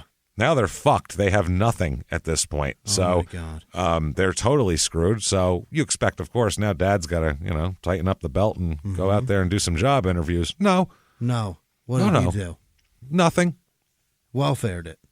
No, didn't do shit. No. Made the girls, who were 17 at that time, go get jobs. Both get part-time jobs after school, and they added that up together and tried to scrounge by on that. Oh, dear God, no. Yeah, that's what they're doing. What did you make at 17 years old? Bring home pay. Minimum wage. Every 2 weeks, James, $212. It was minimum fucking wage. Yeah. So at the time, which was like $5.20 an hour, $5.25 an hour, times 40 a week, that's $200. Take taxes out of that in a week. And that was then. In 1979, minimum wage was way less than $5 too. Yeah. I'm talking, the late 90s. When me and you were just talking about not $212 every 2 weeks, working my balls off. Yeah, that's what you're getting. So I guess times 2. Yeah. Because they both do it. And at this point, Yvette and Doris only function as a team. Yeah, they have no individual friends, no individual activities. They when they even apply for a job, we're applying for a job here, not. It's like Step Brothers. Yeah, not can you use one of us? It's both of us or nothing. So they get first of all they take over the mom role now. Mm-hmm. They take care of the kids. They do all the mom shit with the kids, and they get part-time jobs as not like at the mall. Yeah. They're not working at fucking, Wetzel's Pretzels at the mall or something, screwing around with their friends, seeing if the boy they like from school is going to come in today. They're working as crab pickers. What? Do you know what a crab picker is, Jimmy? Like they're pulling them out of the traps? No. They come in. They're working They are in a crab factory, pulling meat out of shells. Wow. So they can be canned and, processed in whatever other way. That's what they're doing. Got to be so hard. That is a terrible job. That's a really brutal fucking job. It's tough. You got to wear like those steel gloves, right? So the shells don't cut you and shit like that? I would assume, you'd have to, because you're constantly picking crab. That's all you're doing. So you'd have to have the gloves, and you'd have to have a knife of some sort. You stink afterwards, and that shit seeps into your pores. And my God. That's a rough job. That's a really tough job, and that's what they do after school. Okay. Is that. And then I thought this was like they're on a boat and like no. they're out crabbing. They're hanging off the fucking end of the no, none of that. It's worse. They're wearing like hair nets picking crab. Jesus. In a factory. This is a stink factory. Imagine what that place smells like. That's got to be wild. So just old crab shells everywhere. That's nasty. So anyway, they as they're doing this now, once they get out of school the next year, they go full time at the crab factory. Holy shit! They both work there. They both go full time. The family gets more money, and they get even weirder if that's possible. Yeah, I don't know how. Somehow they get weirder. They make like they'll do things like everybody says they make the same gestures at the same time. No. They'll say it's like a mirror. It's like, remember in a cartoon where somebody would pretend like they weren't in somebody's room so they'd mirror their motions, you know what I mean? That's what they do. Yeah. They both say things and move at the same time because they've never been apart. They spend every second of the day together since they were babies, and they just have this weird... They're the same person. They say that they don't have any... They need to write a comedy act, get on the road, and make the Sklar brothers have some competition. I was going to say, start talking about old sports. Ladies, start talking about old sports. I think There's a market, I promise. You'll crush them, I'm telling you. They're funny, but I think you can pull this off. You guys have really been weirder much longer than them. And they're nice guys. They're great guys. Anyway, they're doing all this. They're playing like the mom. Yeah. They're doing all this shit. When they're about 20 years old comes around, their full-time mom and everything like that. Ella gets out of jail. Mom gets out of jail after 3 years. Yeah, they made her do 3 years for that. Hard time for fucking... In prison. For no, I don't work. What'd you do? I got an extra $110 a month for my kids while I worked my balls off. What are you in for? Insurance. Oh, man. I got. Well, it sucks because people would talk shit about people, so a lot of people would talk shit about people on welfare that they're lazy and they're lazy. Right. She was not lazy enough. That was the problem. If she was lazy, she wouldn't have been in prison. Right. Hey, everybody, just going to take a quick break from the show to tell you about a healthy, delicious item, Hero Bread. And we're both trying to get healthier this new year. Jimmy had a eye-opening doctor's appointment and things like that. So we're trying to get healthier, and I'm telling you right now, this Hero Bread is a good step in this direction. It's delicious, and it is really good for you, and it's really excellent. They have the sliced bread is good, the bagels, the tortillas. I know you've been they're terrific. Ranting about the tortillas. They're so good. With Hero Bread, you can focus on your health goals and still indulge in the soft, fluffy experience you love, but guilt-free. I really love the little Hawaiian rolls, too. Yeah. They're so good. They're so good. The Hawaiian rolls, they're legit. They're fluffy. Yeah. They're exactly how you want them to be. You'd never know it's low-carb and high-fiber bread from the texture. You get the soft, fluffy experience you know and love with your savory breakfast sandwich, late-night grilled cheese, Taco Tuesday. Do it. Yeah. No compromises, just flavor, ultra-low net carbs, 0 grams of sugar, high in fiber. It's fantastic. Hero Bread is offering 10% off your order. Go to hero.co and use the code SmallTownMurder at checkout. That's SmallTownMurder at HERO.co. And now back to the show. Hey, everybody, just going to take a quick break from the show and tell you all sorts of good stuff about Chime. That's what I'm talking about. There's so many extra fees you have to pay in life. Everything. You go to the airline, there's an extra ticket on that. There's extra fee on every fees and fees, hotels, fees, all this type of stuff. We're trying to make progress, and the next thing you know, here comes another fee coming at you, and it's more money than you expected, and your whole math is thrown off, and it's awful. Learn more at chime.com/smalltownmurder.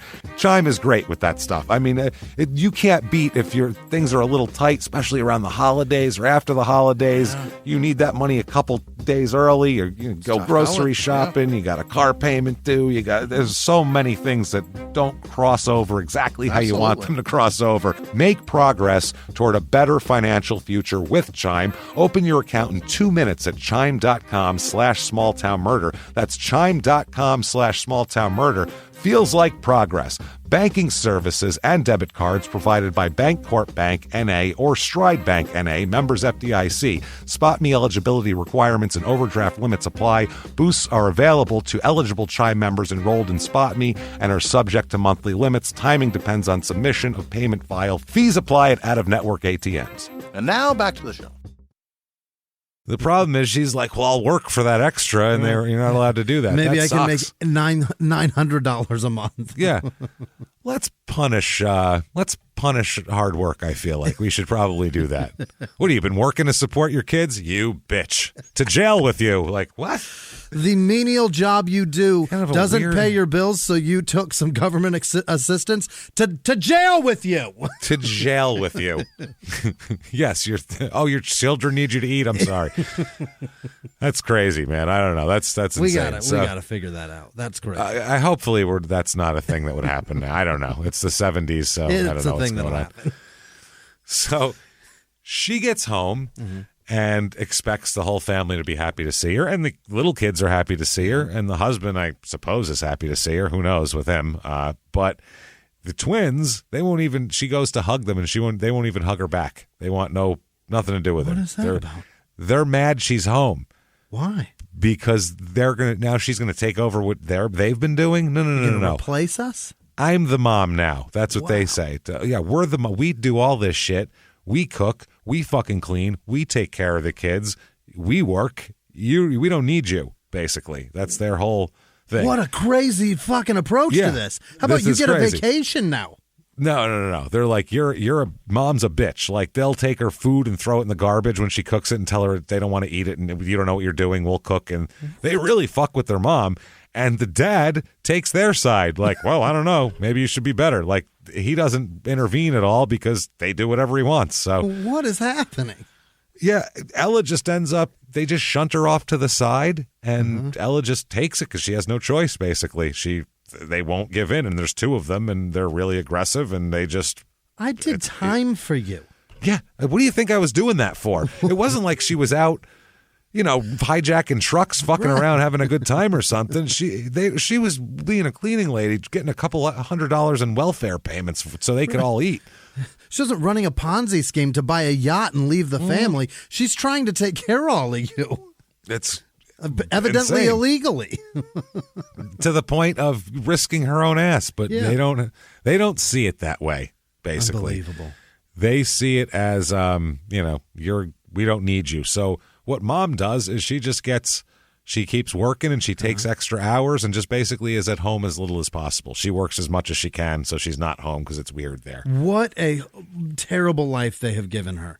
That poor woman, Jesus Christ. Yeah, I feel bad for her. Truly. Now, in the late 80s is the first time that they're ever do anything separately, ever. Yvette gets a different job. It's a better job. Yeah. And they separate. Is it at during the the yarn day. factory? There you go, Jimmy. I was going to say, I think you know where it is. she's done It's the yarn crabbing? factory. She's done crabbing. Now she's making yarn. Okay. So, yeah, this is the first time they're not together. Yeah. So imagine the separation weirdness the with them at a anxiety, job yeah. of not always having your twin within grabbing range. So one day, Yvette is coming out after a shift, and all of a sudden, some young man starts chatting her up. Yeah. He's like a year younger than them, too. They're all the same age. This isn't some weird old man or anything. They're all in their 20s here. He starts chatting her up. What's up with you, girl? What's going on? Blah, blah, blah. I got a fucking vampire name, baby. You should see what I can do. Hair on her neck is up. Yeah, and she's like, well, shit. He comes on strong, too. And she digs him, and he's just like Dad. He's a pushy, alcoholic, fucking abusive asshole, lazy motherfucker. So she's like, hey, loves him, right? Yeah. So so they start hanging out.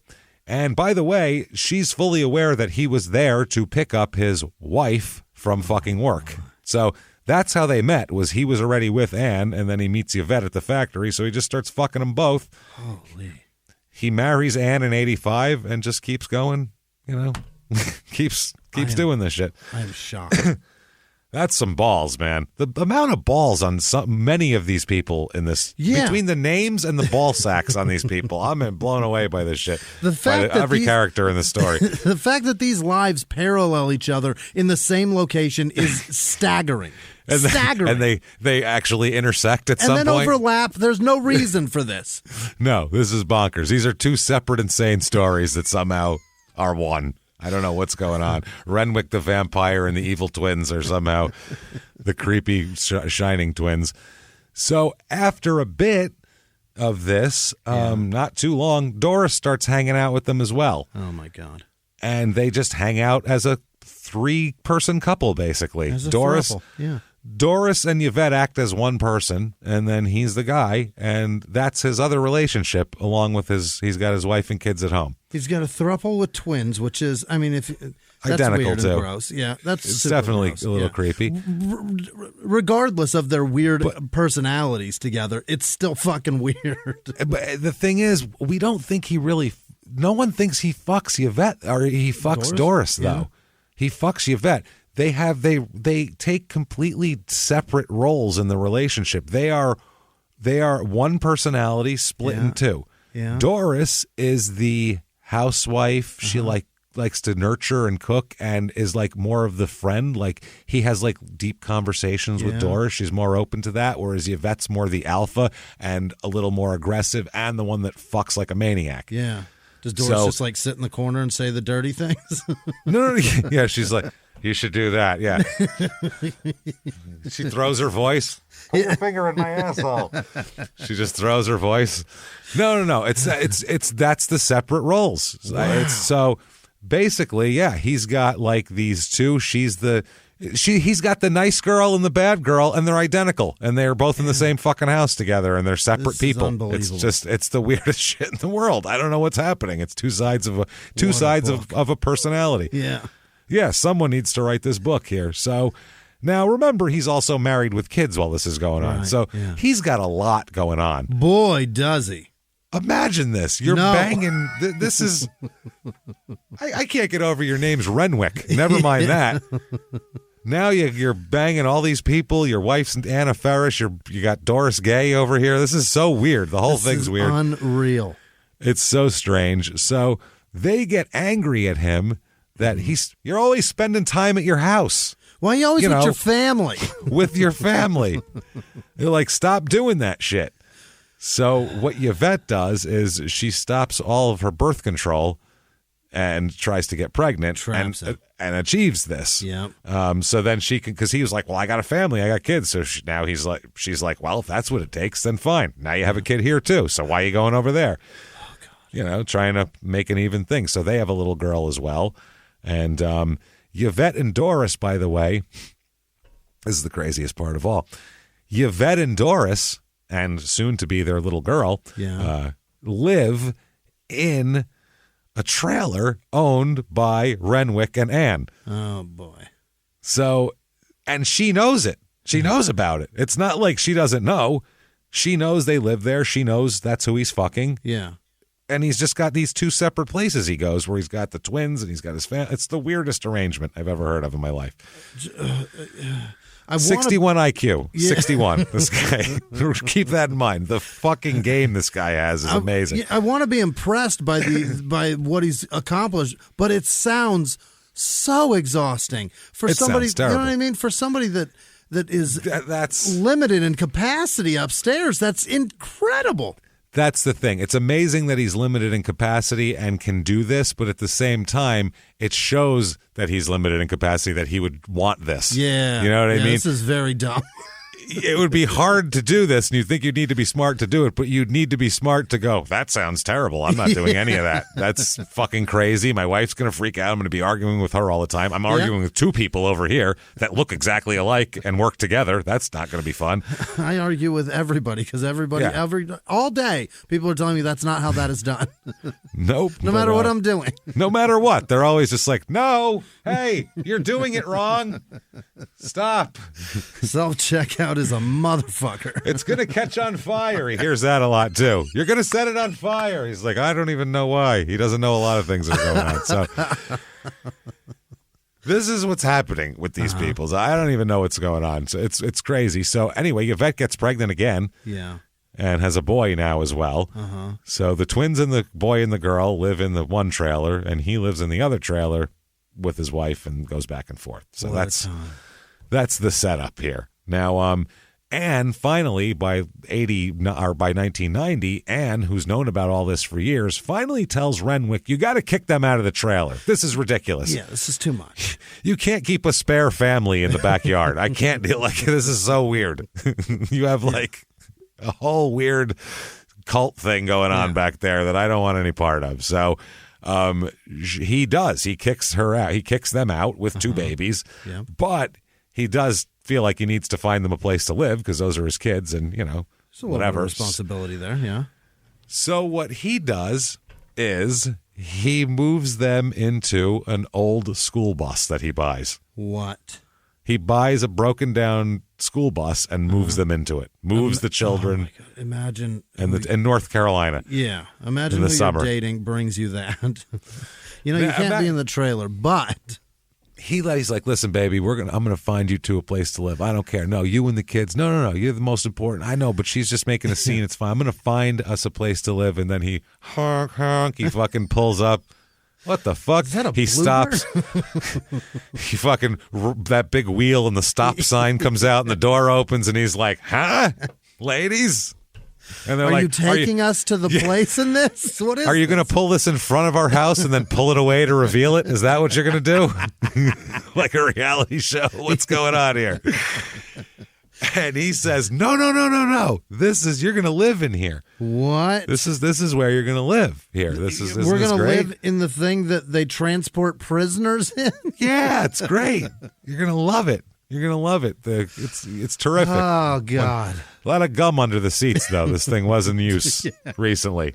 Little kids, they love to put gum under seats. Watch your thighs on the vinyl. Like I said, this isn't Instagram. Like people go, "Oh, that's cool. Like, you can really hook that up." But no, that's just some bullshit people do to get you to like their fucking page. You can't actually live in a fucking bus. No. That's the problem. No. It looks cool on pictures and shit like that, but go in their life. They're uncomfortable as shit. They're really uncomfortable. They really, really are. Yeah. They're not comfortable people. Their knees want to be straight so bad. That's what I mean. It'd be fine to do for a week. It'd be fun and adventure. Even if you it's the whole summer, we're going to tour the whatever. If that's what Run you're that into, shit great. up to Montana for a weekend. Yeah, go see Mount Rushmore. But fucking to live in it really is not okay, especially with two small children. That's crazy. That's crazy. It's why bands fucking hate the road.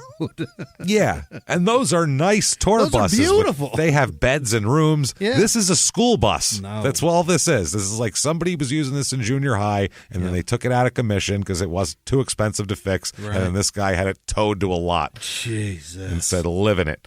The twins here are like, we need to get Anne out of this situation because we can't have this is all her fault that we're living in a bus now. Yeah.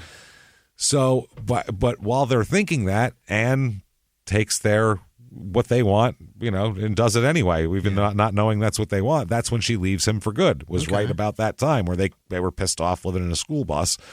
She leaves him for good, ends up at the shelter, then her parents' house, right where we started. Okay. All right. Now, Renwick, he goes back and forth between the bus and his trailer. Why he didn't say, "Why don't you all move into the trailer with me?" I have no idea. But I got an idea. It sounds like they're a fucking nightmare.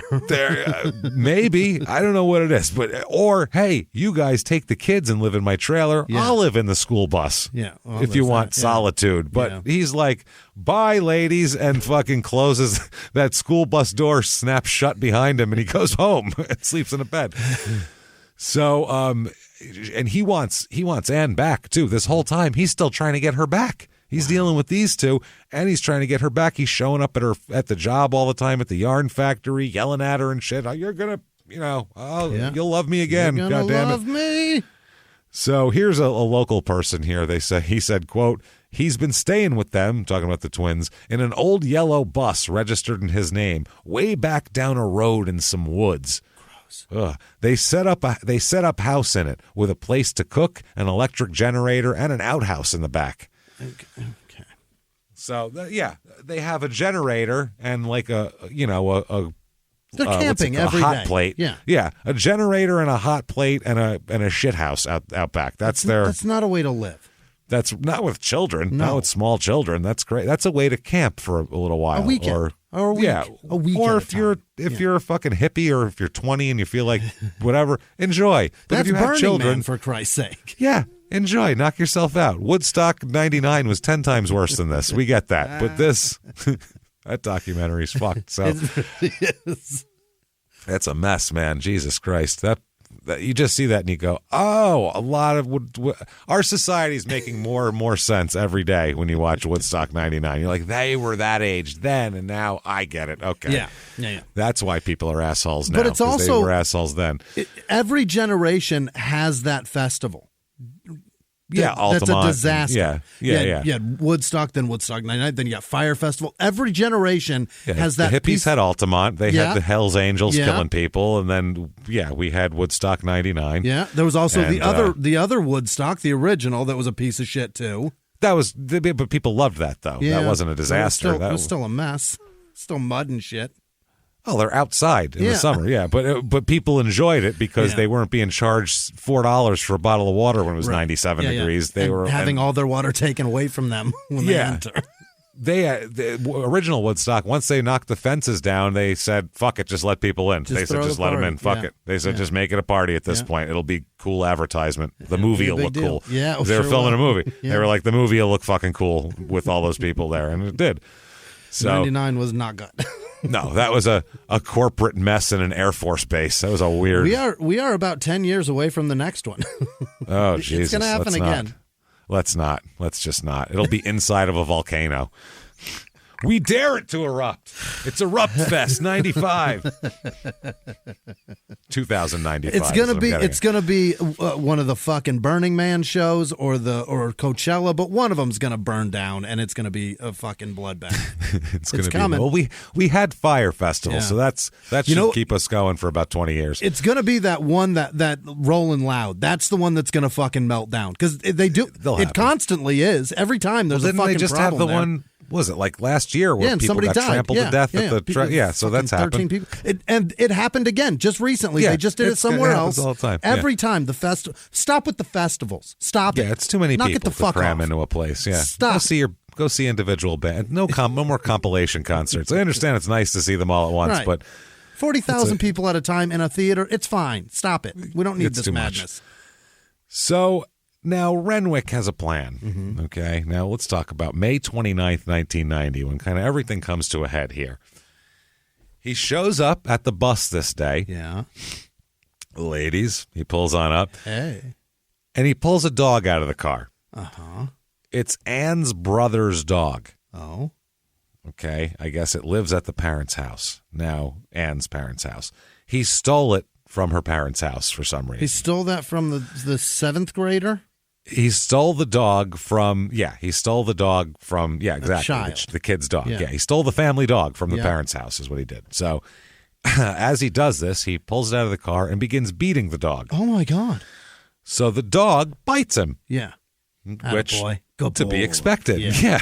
What do you want? Don't beat a dog and it won't bite you Get him usually. again, little buddy. So, well, the dog knows that he's overmatched here. He bit him to get him to stop hitting him, and then the dog ran away. Attaboy. So as the dog's running away, he takes his rifle, Renwick does, No. and starts shooting shots at the dog. Uh-huh.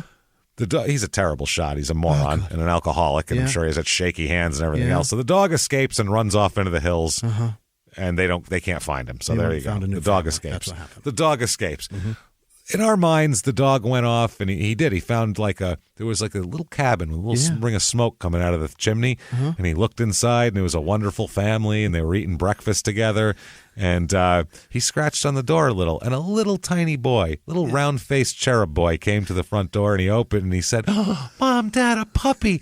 And then the dog jumped up and licked him in the face, and they took him inside, and they set the dog a place at the table, and he Can had we some keep Jimmy him? Dean you sausages. bet we could keep him. You bet we can. And that dog You remembered mean- all his best tricks, and he performed. He performed his Timmy. ass off. Timmy, you're gonna keep him. Never mind, can you keep him? You're gonna That's keep him. your boy. That's what happened to the dog, let's just say. Yeah. So this gives you an idea of Renwick's character right away. He kidnaps a child's dog so he could try to beat it to death, and when he can't do that, he tries to shoot it. So, and it ran off. It runs off. Yeah. This is while he makes human beings with children live in a bus when he has other options available. And watch this. Yeah, this was in front of the women.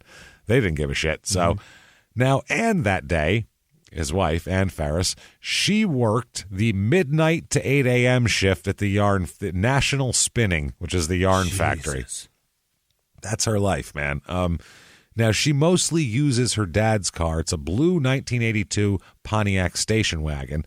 But on this day, she's driving his red Ford Falcon. All right. Yeah, there you go. I was going to say, she's got a sweet little ride here. So around 11:30 p.m., she drove the Falcon to her parents' house, and her father drove her to work in the Pontiac wagon. Okay. That's how it worked. She was doing shit out there, out in the world before that. Now, after she had been at work for about 10 minutes, 10 minutes she's there, just got there, just punched in. Yeah. I don't even know if she's made a foot of yarn yet. I have no idea. I don't know if they do that by hand or how that works, but it seems like a lot of work making yarn. It feels like she's got like two hands busy and she's kicking a wheel. You know what I mean? Yeah, there's like a sewing thing. There's a loom involved of some kind. Yeah. And something spinning that's taking all that yarn as she fucking works that wheel. Because when I went to a historical house on a field trip when I was a kid, and they had a loom, and I feel like something like picture that, but a little mechanical maybe. I don't know, a gear or two in it. So she said that she told her supervisor, she says to her supervisor that she's afraid of him, but for some reason they wouldn't keep him out of the plant. I'm afraid of even that guy. Give him a chance. I'm a long-time employee. I've been here for almost a decade. Yeah. My husband beats me and is terrified, and I'm terrified of him, and I've left him because of his violence and his abusive ways. Yeah. Please don't let him show up to my job and harass him. I don't know. We got to let him in. You can't keep. What if he's going to apply for a job? We don't know. You can't keep him out. We got openings. He might have stuff to say, and we're looking for people in the yarning division. We need it. So they wouldn't keep him out.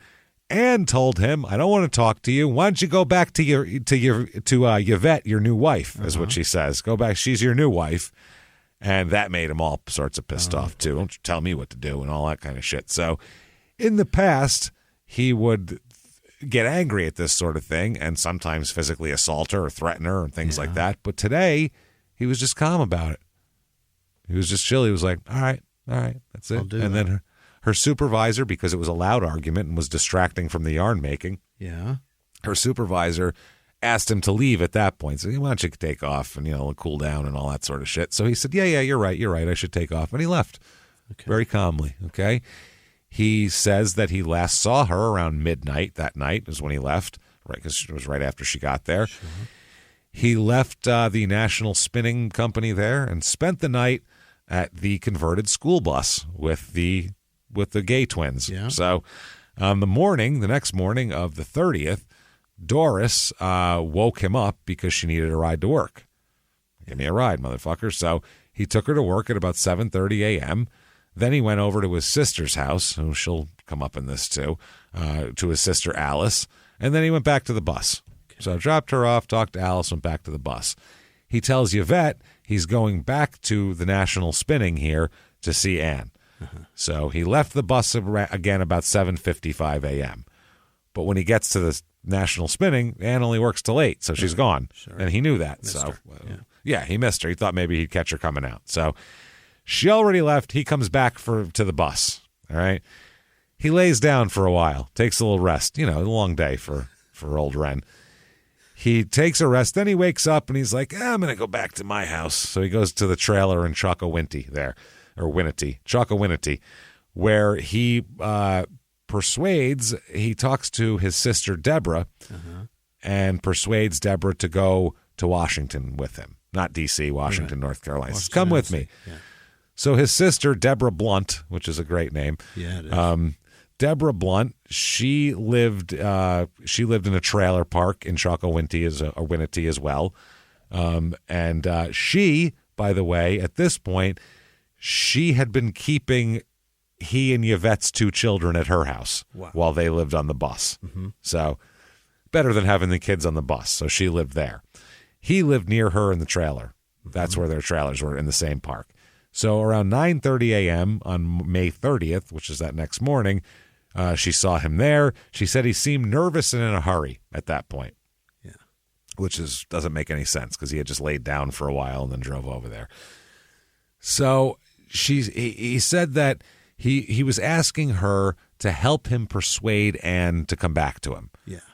She said, in the past, you've helped me before. You've helped talk her into it. Help me get her back. So Deborah and he drive to Washington, where she needed to do some errands and whatever. They were hanging out together. About 11:30 a.m., Renwick meets Deborah again at their uncle has a store. So they're at the store at about 11:30 a.m. At that point, Renwick was laughing and joking with some people in the store, just being normal, Yeah. He bought an artificial rose for Anne, those little by the counter, artificial roses. Silk. Silk, whatever they are. He wanted Deborah to go with him to the Ferris's house, the parents' house where Anne is staying, and talk to Anne. Come with me and help me talk to Anne. It'll look less like confrontational if you're there too. You'll soften the whole thing. You'll soften the edges of the whole thing. So they arrive at the house, and Deborah knocks on the door.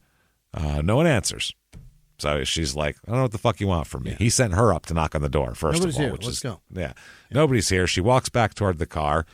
He said, did you look in the window? Did you see if they're in there? What's going on? And she said she didn't. So he went, God damn it, whatever. So he got out, goes under the carport on the west side of the house, and Deborah starts to follow behind him. And he stops in his tracks, turns and comes running past her, runs back toward her and runs past her, blows right by her. He begins screaming and throwing himself on the ground and like pulling at his face and hair and screaming and acting like he's on fire, but you can't see flames. Right. So she's like, what the fuck are you doing, bro? Like, what's going on, man? And she said she was frightened and wanted to run away, but she said, holy shit, what the fuck? So she went under the carport to a side door and started calling out for Anne. She started saying, Anne, Anne, Anne. She opened the door. When she opened the door, she looked down the hallway and saw a woman's pocketbook on the floor. Yeah. And in the hallway, she went down the hallway toward that. And when she was going down the hallway, she turned and in one room looked and saw William Earl Ferris Jr. Oh, no. The boy lying on the floor, and another head to one side of him. So somebody else there, too. Yep. So she turned tail and broke the fuck out of the house, obviously. Yeah. She ran out of the house, ran past her brother wailing in the front yard. The fake frying.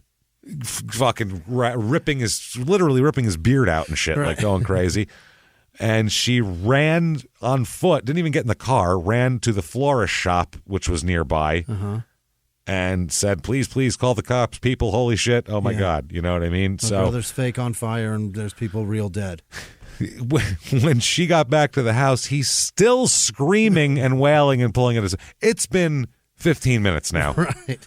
What's happening to him? No one is that grief-stricken... Get it together. For 15 straight minutes. It just doesn't happen. You go into a thing where you finally go, and then you're fucking settled. And you might go back to it in another 5 minutes, but it's not a full-on straight-through thing. What's he freaking out about? What did he see? From the front door, he didn't really see anything, right?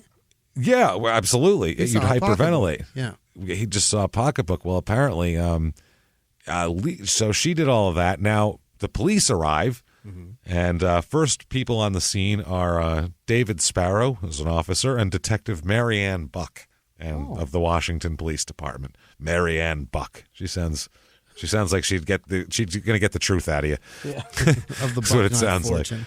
like. Of the Buck Knife clan. So she said that, or Sparrow testified later on that he noticed that a window in the door under the carport was broken, one of those little glass panes in the door. Yeah. So in a bedroom, they find two bodies lying face down and another leaning against a bed, a body. Yeah. When the personnel arrives, they check the bodies and then the area, obviously, to make sure they're dead and they don't need medical assistance, and they are dead. So we got to find out who it is because there's 3 dead bodies in here. Right. And we don't know who they are yet. So they summon a special agent with the State Bureau of Investigation. They're like, there's 10,000 people in this town. Let's let people who've seen bodies before take care of this. And in this one documentary thing I watched on it, the cops were all saying when they walked in, they were like, never saw anything like this before. It was fucking the most brutal thing I've ever seen. Yeah. Holy shit, before or since that, it's one of those. So the mobile crime laboratory shows up at about 2:35. And here's what they describe, what he describes later on from taking pictures and everything else. Now, all the victims' bodies were bound and gagged. Yeah. All three. They find the body of Shamika Farris. That's the 16-year-old. Yeah. She is clad in a blue T-shirt and white underwear, sitting on the bedroom floor. She's the one who's got her back and head sitting up against the bed. Okay? Yeah. A gag is in her mouth, and it was secured by a sock tied around her head. Her wrists were bound behind her, and her ankles were tied together. Her skull had been completely split open by a gunshot wound. Mm-hmm. I mean, completely opened it up. Tissue and blood were everywhere, and a piece of her skull plate lay beside her. Wow. Think about that scene, what that looks like. That's hideous. That is fucking horrific. A child, too. That's a 16-year-old girl. Yeah. That's terrible. Then William Earl Farris Jr., he is the 13-year-old. He's clad in just his underwear, lying face down on the floor, also gagged, his hands tied behind him and his ankles tied together. There is a round gunshot wound in his upper left back and a small hole in the floor just above his head. Okay, so that's what he got. And then Louise Farris, the mom, she's the third one. It's the mom. Anne's not even fucking here. Wow. The baby Anne's was only not shot here. once? Yep, through the head. Oh. This is it's a 30-30 rifle. That's why. Oh, through the head and through the back? Yeah, he's got the back and the head. On his upper left back and a small hole in the floor just above his head. So there you go. Louise was fully clothed. She was lying face down on the floor, gagged and bound as well. Mm-hmm. By her head was a bullet hole in the bedroom floor, and she suffered a large wound in her chest and another wound in her left wrist. The police removed 3 spent .30-30 shell casings from the bedroom and a piece of a brown paper bag with letters glued to it. Huh. There's a note here. Yeah. There's letters, like different letters cut out from a magazine, like a crazy ransom note. Yeah. And they're glued onto a paper bag to form a message here. Uh-huh. And the message is, quote, "I told you about slapping my mother." Uh-huh. And slapping is misspelled, by the way. Slapping is SLAPPEING. What? I told you about slapping my mother. Nobody's ever spelled slapping like that. No. Who do we know that might spell slapping wrong? Yeah. Who do we know that could possibly be dumb enough to spell slapping wrong? He didn't even write it as slaping. Like this is a very bizarre way of spelling slapping. And this isn't with handwriting. He cut fucking letters out and glued them in this way. No proofreading. He was like, "I need an E," and they're like, "No, you don't." And he's like, "I need an E," and they're like, "All right, he needs an E." That is fucking crazy. They also observed that drawers had been pulled out of a table in the master bedroom, and in the same room, the bottom drawer of a large chest had been pulled out, and other drawers were open. Been ransacked. It looks like it's been gone through. There was an alarm clock set for 4:58 a.m. The alarm had already been turned off. Outside the house, they observed that the telephone wires in the main telephone junction box had been ripped out and some had been cut. Okay. So there's no phone service to the house. There's a note. There's obviously a horrible scene where everybody's been bound and gagged and shot. This is fucking crazy. This is like this is insane. Now the injuries are holy shit. The doctor here talks about the injuries here. Shamika, like we said, had her ankles and wrists bound with knotted socks and sustained a massive gunshot wound to the head. The tearing around the wound indicated it was a contact wound and that the muzzle was in contact with her hair and scalp when the gun was fired. Jesus. Point fucking blank. And they said finding a piece of the skull plate was also a characteristic of a contact wound like that. He said she was incapacitated and dead instantly after being shot, or almost as instant as you can get, basically. Louise, they said there's a contact wound to her upper chest and an exit wound in her upper left back and a separate wound on her left wrist. She was either shot sitting or standing, and the contact chest wound caused her death. She was incapacitated quickly and unconscious within a minute and dead very soon afterwards. As to the boy, as to Ferris Jr., the younger child here, gunshot residue was on his back, indicating that but it wasn't a contact, that the gun muzzle was at most 3 feet away. So it was close but not touching. And due to a high spinal cord injury, he lived at most 2 minutes after being shot. So at least nobody suffered here. Like, nobody sat around bleeding and twitching for 6 hours. You know what I'm saying? 2 minutes is a fucking eternity. Oh, it's long. I can't imagine. But that's compared to what we've talked about and people who've, been 4 hours of dying and shit like that, or Baraboo or some of these things. That's relatively... I mean, they're children being murdered, so none of it's good, obviously. Relatively whether it's 10 seconds merciful. or 2 minutes. Yeah, it's at least not torturous anyway, and less painful than it could have been. You know what I mean? To being carved up with a knife or something like that. So now William Ferris Sr., they'd love to know where he is, because his whole family's, whatever. Because at this point, a guy came over looking for his wife. Oh, my God, everybody's dead, and the father's not even home. What's going on here? So... he said that he took Ann to work around midnight the night before, returned home. This is William Ferris Sr. Returned home, set his alarm clock, went to sleep. He got up at 3:45 a.m., reset his alarm for 4:45 a.m., and got dressed. He drove the Pontiac wagon and left for Greenville, and he said he didn't get home until about 1 o'clock p.m. when he saw a crowd of people in the front, the road leading up to his house. He says, that's all I know. Now... the problem is that a couple of weeks, 2 or 3 weeks before this all happened, Ren had told Doris to go to a discount store in Greenville and buy bullets for him, and she did. Now, I don't know if you buy discount bullets, if that's probably... It's not good from experience. It's one of those things, choice. yeah.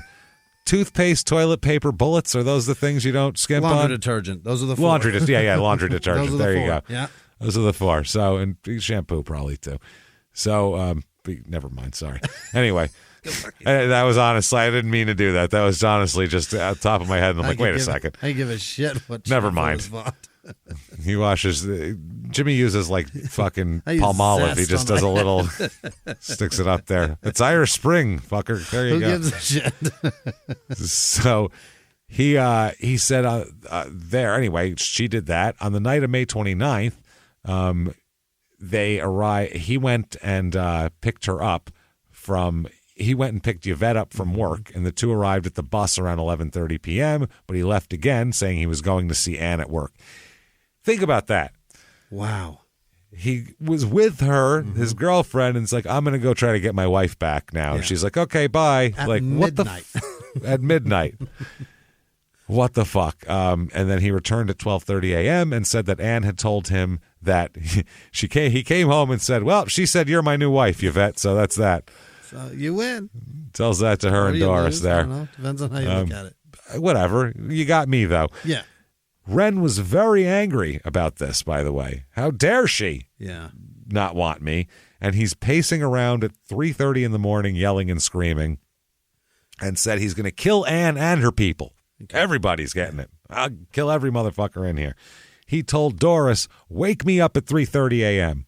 I need to be up at 3:30. So around 3:30 a.m., he woke up and he told Yvette to get up. Fucking shook her ass awake, too. Yeah. He told Doris to get his hat and a flashlight and told Yvette to find a brown piece of paper with some words on it that he already prepared, okay? Yeah. Yvette got the paper out of the pocket of a black coat and gave it to him. Now, apparently they created the note when one night Doris was hanging out with him at his trailer in Chocowinity, and he started making the note. And she was like, what are you doing? Like, that's a weird thing to do. But he's had it for 2 weeks. He's had bullets in this note for 2 weeks, that's okay? Not good. Not good. So they get my hat and flashlight and get me the the murder note and all my supplies here. Murder scribe in a hat and a coat. There you go. Let's get it on. So Doris, this all happened then. Now, he cut letters out of a magazine and pasted them to part of a paper bag. He couldn't get a piece of construction paper or like a decent human being, a paper bag. He's repurposing, reusing. Ugh. What is he, that dirtbag and dope sick love? Yeah. He's sitting, he's a fucking junkie sitting on the steps. Let it out. Let it all out, man. Tell her how you feel. And he's fucking writing on a paper bag to his prison girlfriend. Jesus Christ. That's bad shit. So he cut all this. He asked Doris to spell some words for him. Yeah. She couldn't spell slapping either. Did you hear what the note said? I told you about slapping my mother. Words. Yeah. More than one. What fucking other word did he not know how to spell? Told? You? My? About? Mother? Well, are you fucking kidding me? It's got to be slapping and mother, right? And neither of them could figure out I feel like slapping? there's a you in this. Oh, my God. Right? That just looks wrong.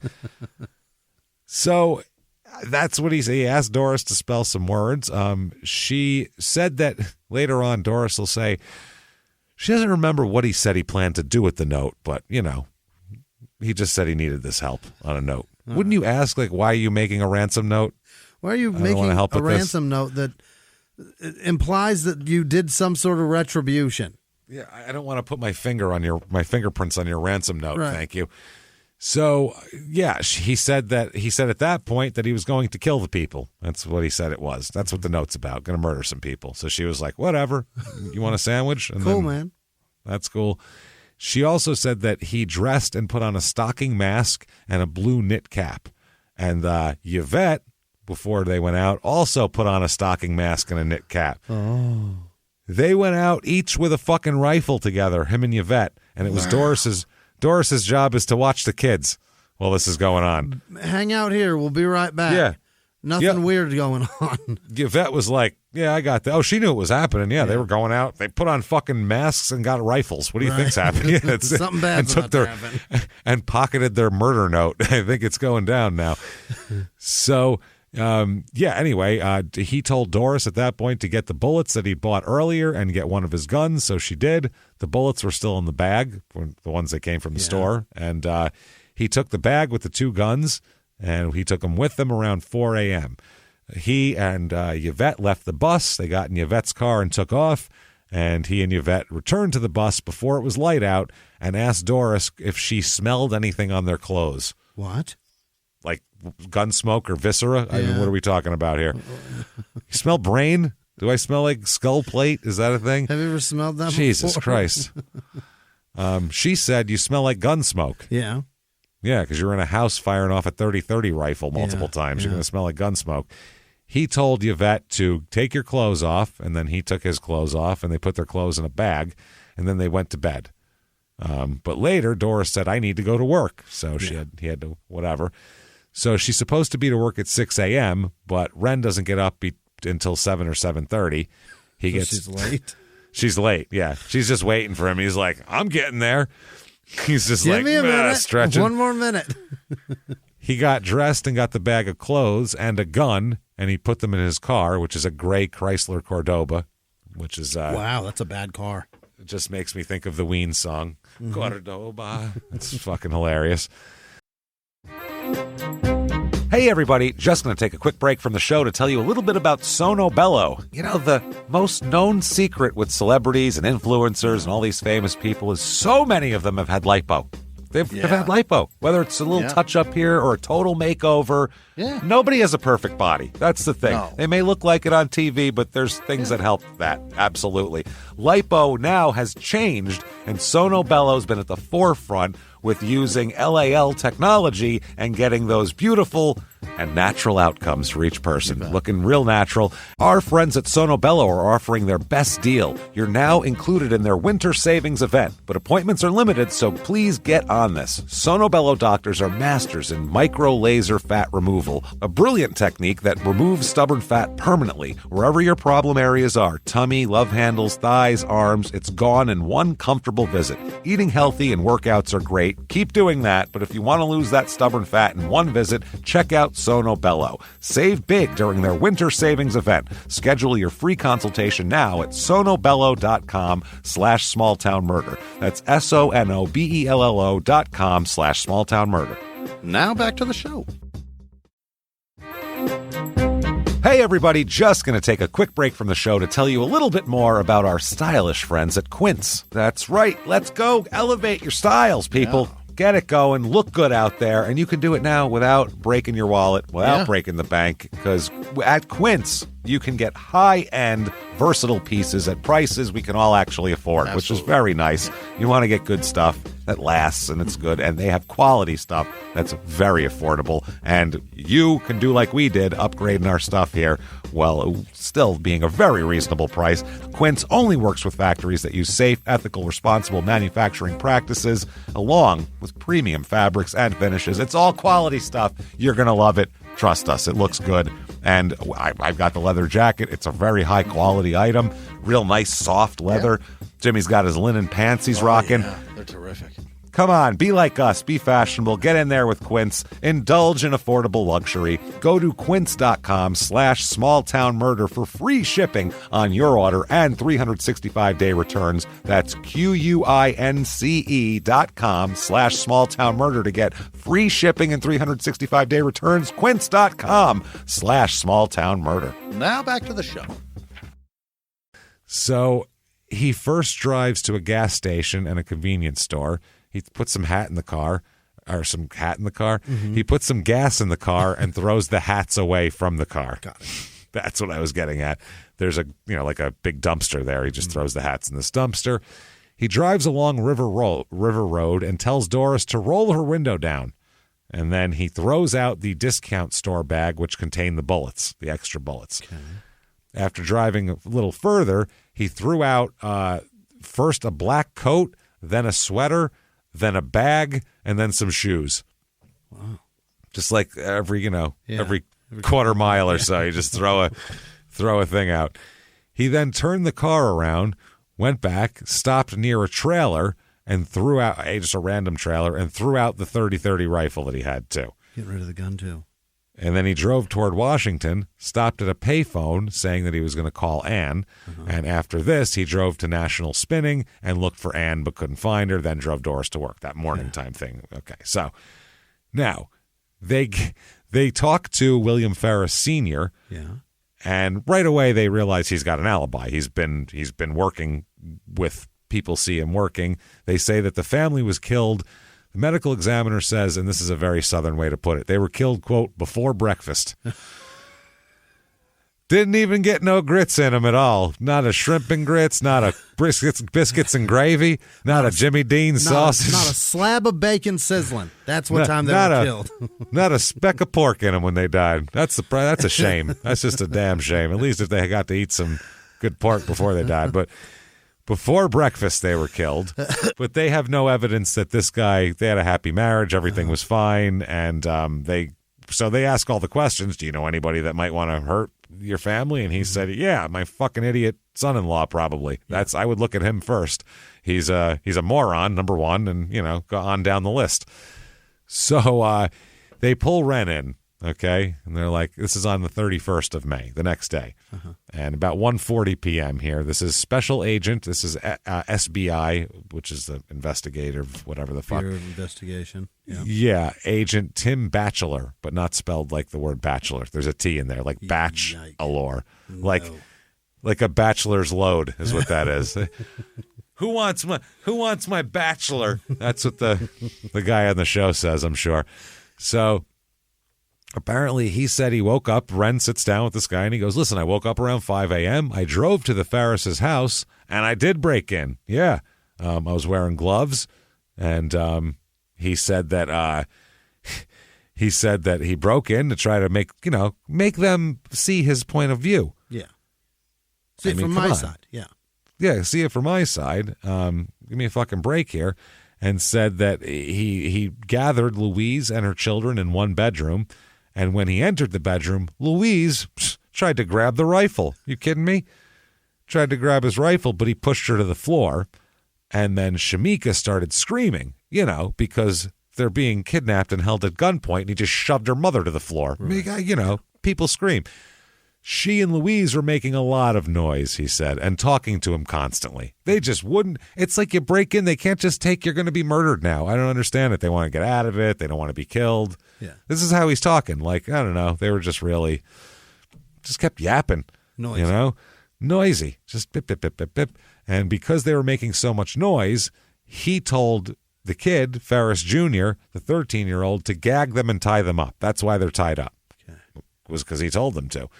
He said after that, obviously, he had to gag the kid, too, and tie him up, as he did. Shamika was screaming, and at that point, he shot her. Okay? That's what he says. He shot her. All right? He then panicked and shot Louise and the kid as well. That's what he did. This he is said, the I story just he's giving to the cops? That's my story. I panicked. Yeah, none of this was supposed to happen. It was just so much going on, and my brain couldn't take it, and it resulted in a pulled trigger. And then once you kill one, you got to kill everybody. You know how it is. So, yeah, he said Shamika got it first, though. Now, he says and then he went and took Doris to work. He still had responsibilities and all. He said he threw the rifle into the woods on the side of the road off River Road. And he said, I don't know anything about a note in the bedroom, though. I don't know anything about that. According to him, this was a spontaneous thing. I went over there to get them to talk. They freaked out. All of this happened by accident. That's his story. Accidental murder family. What note? What note? Someone else came and left the note after he murdered them all. It's just a big coincidence. This county's crazy. The police, you better be doing your job. Somebody came to kidnap them all, and they were like, well, I guess I can't, but shit, never I mind. may as well leave this here. I worked hard on this note. It took a long time to find the right letters and glue them on there. Pain in the ass, find glue. that extra E. I had to get glue. I don't have Elmer's sitting around the house. Yeah. You know how it goes. So he said he took Deborah with him to the Farris's house the next day because he needed a witness to verify that the family was already dead when he was discovered. By the way, this is a huge thing that people do, that murderers do. Yeah. It's a giant thing that happens all the time. I've seen analysis on this. Murderers that will kill somebody and then leave the scene like this, they need the bodies to be discovered in a certain way at a certain time sometimes, or things like that. They always like to go back and be the ones to find the body, but not be alone, because if they're alone, then people go, oh, well, you probably killed them before you found them. But with somebody, then you can go afterwards in the interrogation and say, we went up there. Right. We were worried. Yeah. We saw them. Oh, my God, it's horrible. It's like I was on fire. Exactly. So, and she saw it. Oh, my God, he was so broken up about it. He cried and screamed and yelled and, oh, the poor guy. But so all that is for naught when you go and tell them that you killed everybody. Well, that's the thing about having a 61 IQ is you coming up with a plan is difficult enough, but then actually following through with it, executing it well, is a whole other issue that very smart people have a hard time doing. Yeah. I mean, people with double that IQ get caught with it doing this shit all the time. So I don't know what he was thinking. So anyway, that's what he said. So he took Deborah with him to the Ferrises. He wanted her to be a witness to the whole thing, and which is, smart, I guess. For him, it's pretty smart. Then he took them to the place where he discarded the rifle. Now, this was after he underwent a polygraph examination. He agreed to a polygraph there, and basically he completed the test, and they told him, well, that was terrible. You failed the test. And he goes, okay, and then he said all that shit. You performed horribly. You want to know why? Yeah, none of that shit I said was true. That's why. So he helped them find the rifle. Then he returned with the officers to the police station, where beginning at about 3:45, he sat with Agent Batchelor in the interview room. This is where they took hair samples, fingerprints, and all the forensic shit they had to take from him. Accoutrement. His clothes, just to make sure, everything like that. They tell him he's going to be charged with the murders. So while sitting in the room here, he's not questioned. Batchelor will later say there was a conversation, but not related to this crime. Simply an awkward situation trying to make small talk with Mr. Gibbs, basically. Mm-hmm. If you're all sitting there together and you're, so, hey, you like the big fucking big Tar Heels fan or what? That's what you do. So he said that from time to time, other agents went in and out of the interview room as well. He was permitted to use the toilet during this, provided with a soda upon his request. At 6:32 p.m., he was taken to the magistrate's office where arrest warrants were served on him, and then he went back to the police department. Around 8 p.m. on the 31st, he made another statement to Agent Batchelor here. This is the one where he starts describing his relationship with Yvette, because they don't know shit about that. They just know he broke into the house, killed everybody. Right. And stated that Ann was aware of the relationship, and he said that he and Ann had been separated 4 to 6 times in the last 5 years, and that, during the separations, Ann's family used to refuse to tell him where she was, because she was terrified of him. So she's keeping the kids safe. Keeping the kids safe from him. He said when he telephoned the house to speak with her, whoever answered the phone would just hang up on him. Wouldn't even... Oh, it's you again? Click. She is Ann. Click. Done. So he said that he described his movements that night and in great detail, and he added that he took the rifle of William Ferris Sr. He took the rifle to, quote, keep William Ferris Sr. off of him. So basically, William Ferris Sr. wouldn't have a rifle to come hunt him down with. Be unarmed.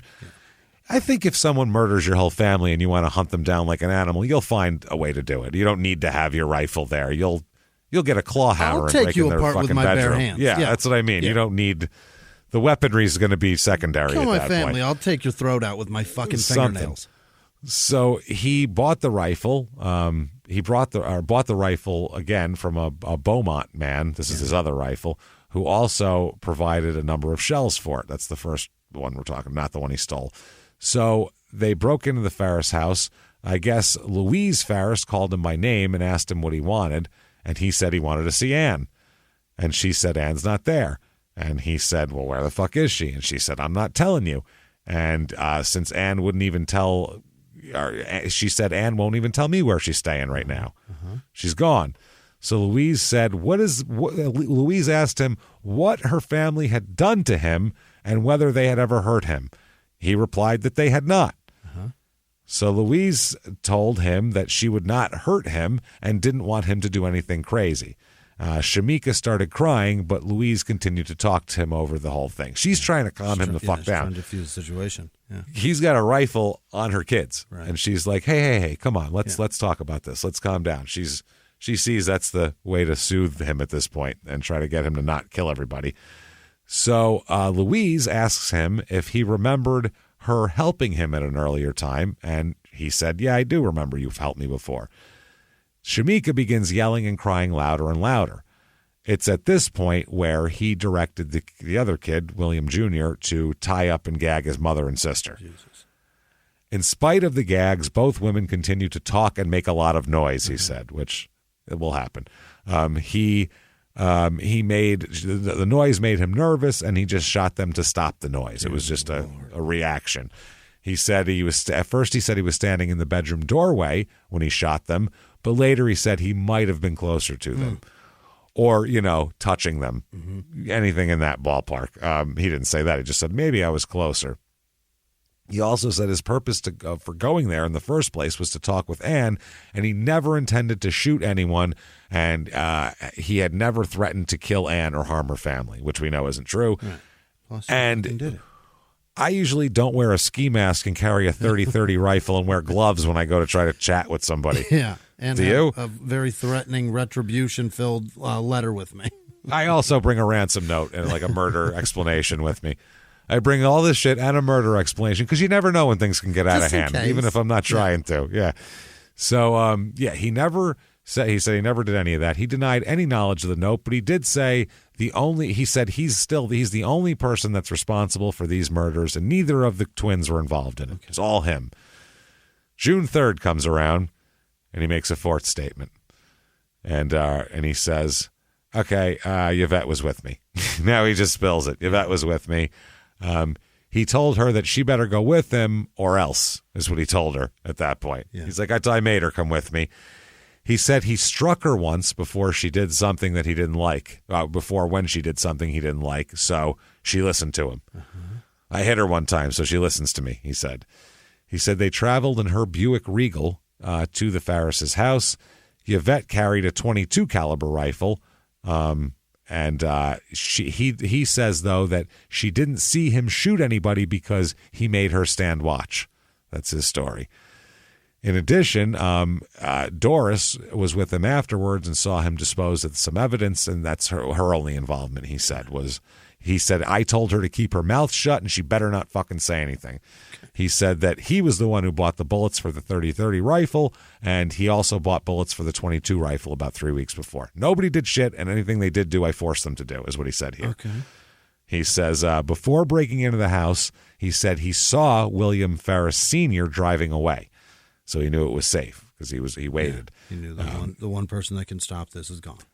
Yeah, the one guy who's going to be, probably good with a weapon and, not taking any of his shit either.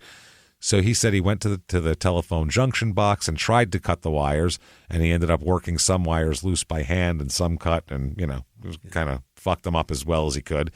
He said he had written the note the night before, and glue found by the officers in his car had been used to make the note. Mm-hmm. So all me, that's what it is.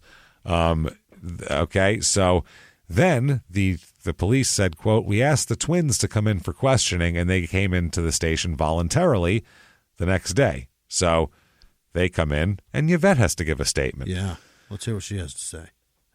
She gives several different statements, obviously. She's never going to give the same one. They find out that they interview her, and she said, well, they interviewed her at work on the afternoon the bodies were found. Mm-hmm. And they informed her that he was there to verify the alibi that Wren had given. Mm-hmm. Okay. She told him Gibbs had been with her throughout the night at the bus at after 12:30 a.m. last night. So he couldn't have done it. He was with me all night. Mm-hmm. So they said that then on June 1st, she gave a different statement to detectives at the Washington police station. She said that Wren was with her at the bus on the evening of May 29th. After they went to bed, Gibbs woke her up and said he had to go somewhere. He told her he was, quote, mad at Ann's people for coming between him and Ann. And he took out a rifle and ordered her to get bullets for him from the front of the bus, and then he left. He returned about 6:30 or 7 a.m., left again, returned about 10 a.m., and then left again afterwards. As we know, he went with his sister and did all that shit. So that's how that goes. Now, the one investigator asked whether it was her or her sister who accompanied Gibbs the night of the murder, and she said, I wasn't there. Hadn't been me. Not me. Not me. So then she gave them a different statement. This statement was more similar to a one she'll give later. She said that 2 or 3 weeks before the murders, she did see him pasting a note together on a paper bag. So there was that. Yeah. So that connects him to the note. He was denying that all the way up. I still don't understand the note. And then the last thing he said, okay, fine, I wrote the note. So on the day before the murders here, Gibbs shot at and attempted to run over and kill the dog as well. Yeah. She talks about that. And on the evening of May 29th, she said that Gibbs told her that he was going to kill Ann and her family. Gibbs was angry after talking with Ann, and who told him that to go back to his new wife, referring to her. Right. So she said he woke her up about 4 a.m. on May 30th. They got dressed in dark clothing, and Gibbs placed a stocking over each of their heads. She won't even say she put the stocking on her head. He crowned her. That's so nice. Yeah, here you go. Mm-hmm. Yeah, he asked her if she was ready, and she hesitated, she said, and then she said, yes, I am. So he told her that she did not have to go and that he knew that she was scared and didn't want to go. She told him she was ready, but concerned about her asthma. Should be concerned about life in prison. You shouldn't be concerned about your asthma. Where's my inhaler? So she got her inhaler. Yeah. There you go. And the note that he made. And at Wren's request, she also got the .22 rifle for him. He already had the .30-30 rifle with him, and they drove to the Ferris house in her car. They reached the house. They saw him leave, and Gibbs, she said that Gibbs followed and attempted to overtake Mr. Ferris, but failed, which is not, we know that's not true. We know he didn't try to wrestle with the dad, and the dad just went by and drove to work and left him there. Yeah. So she said at that point that Wren said, quote, "Fuck it, I'm going to kill the bitch." So they returned to the Ferris house. And they went up to the house where Gibbs cut the phone line while Yvette held the rifles. Gibbs asked Yvette twice if she was ready, and she said yes. He then forced entry into the house through the carport door. She said there were screams as they entered the house. He pointed the gun at Mrs. Ferris and ordered her to take the children into a bedroom. He became irritated as she pleaded with him, and Shamika cried. Gibbs ordered one of the kid to tie up the victim. So all this is true. Right. That part, I would say he backed him into a room. The noise got too much, and he told the kid to tie him up. That definitely happened. We know that. So after that, he became mad at William Jr. because he did a shit job of tying his mom and sister up. 13-year-olds don't have a lot of tying your mom and sister up experience. He's clearly not an Eagle Scout. How many people had you tied up with socks at age 13? Right. You know what I mean? Like, especially at gunpoint. Right. You know, at gunpoint, it's your mom. So he became irritated. So at that point, he ordered Shamika to tie up Mrs. Ferris, and then he tried to tie up William Jr. while Yvette held the gun. No reference, no time did she speak about that she ever spoke to or bound or gagged anyone. She just held a gun, basically, and stood there while he yelled and did everything. At various times, Gibbs walked to the front of the house to check and see if anyone had driven up. At those times, she said she held a gun on the family while he was gone, while he was at the window.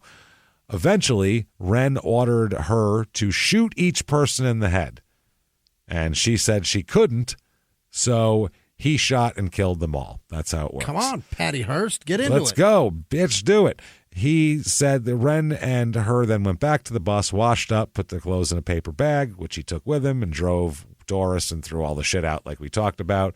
He then slept a little bit and took back off trying to find Ann again. Big day.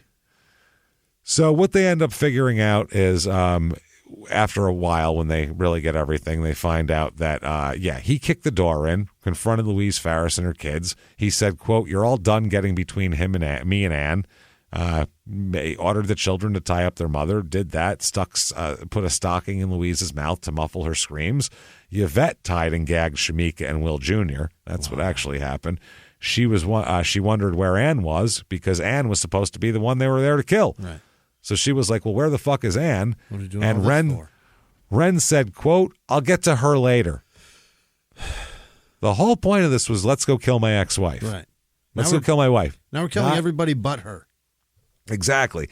He said, "I'll get to her later," then shouted, "Shoot, woman, goddammit, shoot." Unbelievable. "Shoot, woman, goddammit, shoot." And she said she froze, and she said she agreed to be a lookout, but never thought she'd have to shoot a child in the head. Yeah. That wasn't what she was really bargaining for. She's like, she's like, I'm a bitch and all, but I mean, that's a little much. You know what I mean? Like, I'm an asshole, but I'm a jerk. But I mean, this is an extreme thing here. So I guess she refused to pull the trigger. So Wren got his rifle and put it in the back of Louise's neck and blew away most of her head. So that's what happened. Louise had a lot of her head missing. He then turned to, and coming out of her chest too. He then turned to the kids and did the same thing. He then ransacked the house before they fled. He tossed the two weapons in some woods as they drove away, and then they were back in the school bus. Same thing, yada, yada. So, obviously, they arrest her. Yeah. They arrest him. They arrest her. They arrest Doris. Mm-hmm. Everybody's under fucking arrest here. We got questions. Well, yeah. We got to sort all this shit out here. So, Yvette, during her trials first. Her trial's the first one. Okay. And then we're going to have Wren's trial, and then we're going to have Doris's. Doris is last because Doris is testifying against everybody. Oh, shit. Yeah. Doris is testifying. And so, because she wasn't involved. She's the least culpable, yeah. And they said, well, we're going to charge you just like everybody else because you were involved in the conspiracy, unless. Right. And she went, well, I mean, Christ, I stayed home with the kids. Yeah. Exactly. Talk to some lawyers in front of 12 people. Come on. So Yvette testifies as well at her own trial, and her testimony is, Ren made me do it. Yeah. He made me do it. He threatened my life. I had no choice. Right. I would have never done that except for him and all that, which, by the way, other than him telling someone that he hit Yvette once, there's no evidence of abuse. Nobody says he abused her. Really? She even says at this point, she says her final story is that that he beat her up that night to get her to go. And when they looked at her the next day, she had no marks. She had no nothing. Yeah. There was nothing on her. So they don't think that he was abusive to her. Okay. They actually, yes, that she wanted him. She wanted him to fucking his ex-wife to be there or not to be around. She also said that both she and her sister gave him their paychecks as well. Wow. She said that he sometimes abused her and failed to provide them with food because he took their paychecks. At the time of the killings, she said she hadn't eaten for 2 days. Oh, my God. Yeah. He said he was aware, or she said she was aware that Ren wanted to reunite with Anne, but said that she loved him and wanted to marry him and live in the trailer that he shared with Anne. She just wanted to replace Anne. She said that she acknowledged here that she failed to tell the police of Gibbs's threats and her prior abuse and the prior abuse. None of this comes out till trial.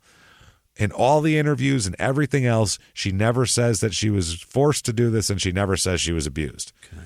The first time that comes up is when she gets and sits down on the stand at her trial.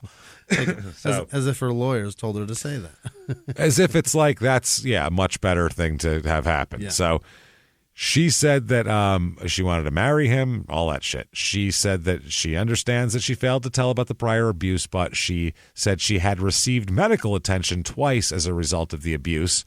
But as instructed by Gibbs, she said she received the injuries by accident. Yeah. So she also testified as to the events differed somewhat from that statement. She testified that she was 27 years old at the time of the murder. She's one of 6 children, had no contact with her family because, except for her twin sister, Gibbs didn't want her to talk to her family. Yeah. She described her relationship with Gibbs as that of a boyfriend and girlfriend, except that she was constantly afraid of him. Yeah. She said he was physically and verbally abusive to her and had threatened to kill her with a gun on the day before the murders after he attempted to kill the dog. Okay. She said she helped Gibbs with spelling when he made the note, which he left at the murder scene. Can no one spell? Nobody in this whole situation can 3 people. Slapping. 3 people have taken credit for a very simple word being misspelled, yes. By the way, if you notice that. That's disturbing. She also testifies that when he returned to the bus on May 30th at 12:30 a.m., he was angry because Anne had said that he was going to be, or that Yvette was going to be Gibbs's new wife. He began to hit her that night and told her if she ever left him, he would kill her. Then he told her that he was going to kill the Farris family, and he told her that told her and her twin sister to wake him up by 4 a.m. They didn't wake him, but when he woke up and realized he overslept, he got angry and then hit them both more. We're only laughing because that's not true. No. This was a plan that a bunch of people made. That was he said then he made her get up and get dressed, Yvette, that is, and when she was slow getting his gun from his car, he got angry and hit her with the barrel of the gun. Oh, the barrel. That's where you fucking slap people around. That'll leave a mark that she didn't have. She also told him that she didn't want to go, but he said she had to in order to see what it would be like if she left him. Oh, yeah. As they approached the Farris house, Gibbs was the one carrying the guns. She said at one point he made her hold the guns, warning her not to try anything. Don't you do anything crazy. That's right. He took the guns out back, and after he cut the telephone wires, he asked her if she was ready. She said she wasn't ready, and he angrily told her to get ready. Well, you better fucking get ready. We're here. It's game time. You're going in whether you like it or not. This is like, the Normandy, the beach is right there. Yeah. We're pushing you off the boat. You can't sail this. Doesn't someone need to take the boats back? Is there a return guy for the boats? I'll take them back. No, I'll be the return guy. These shits are going to sink right here. You're getting out. We don't. These are nice boats. We don't want to lose these, right? I'll take them back. Don't worry.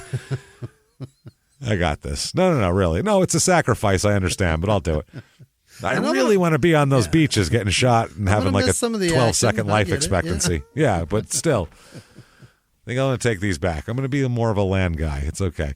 So he said, anyway, at one point, she wanted to try anything, blah, blah, blah. Where am I here? Okay. So he angrily told her to get ready because she's going in whether she likes it or not, and she was scared he would kill her. They entered the house and heard screaming voices. Wren ordered the family members into one room, like we said. There's the tying things. In response to pleas by the mother, Wren told her that he was tired of her coming between him and his wife. After he ordered her to shoot the victims, she refused. That's when Gibbs did it. Gibbs even then, as according to her testimony, then even turned the gun on Yvette and appeared to pull the trigger. Oh. He told her he was going to kill her, her family, and, quote, everyone that I was ever involved with. I'm going to kill all of you, and then I'm going to kill myself. Not an if you do this, just that's what's going to happen. They left and returned to the bus where they took their clothes off, and Wren left telling the police that he would kill her or her sister if she did anything. He's going to roll the dice. You never know. Whichever one. We'll magic 8-ball it. We'll see what happens. When the police questioned her at work, she lied to them because she was afraid of what would happen to her or her sister if they talked. He's going to kill them. That's her testimony. That's... Yeah, I mean, she's just distancing herself from anything. It's all gobbledygook. It's all forcing and distancing. It's It's all him, not me. But she was there, and she. Yeah, that's rough, man. She had a ski mask on.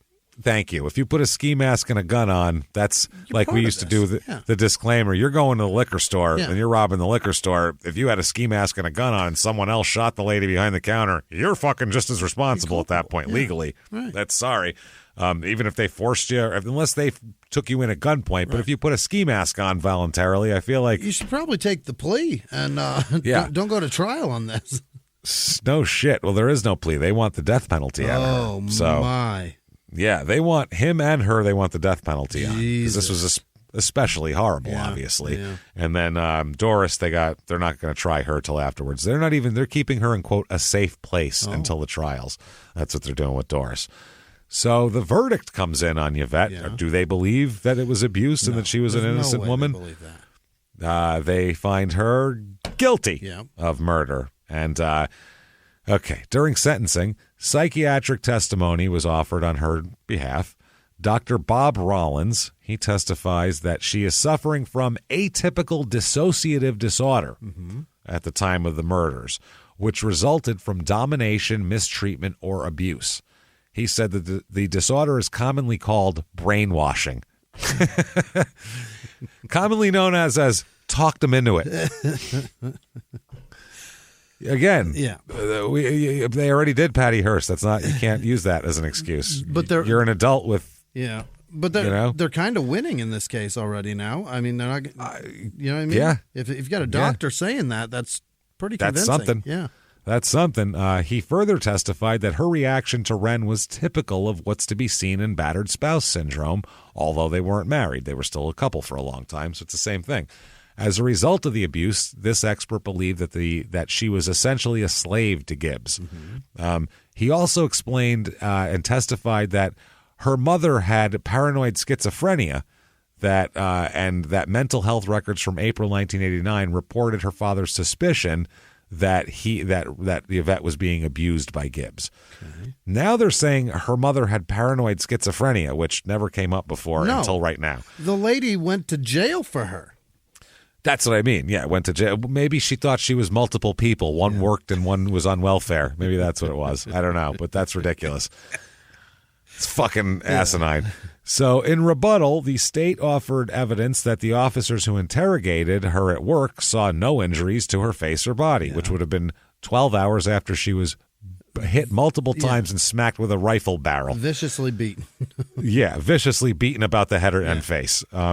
The jail matron who processed her and an emergency room doctor who saw her on the 5th of June also saw no signs of injuries, old or new, on her. Like no bruises that were almost gone, none of that shit.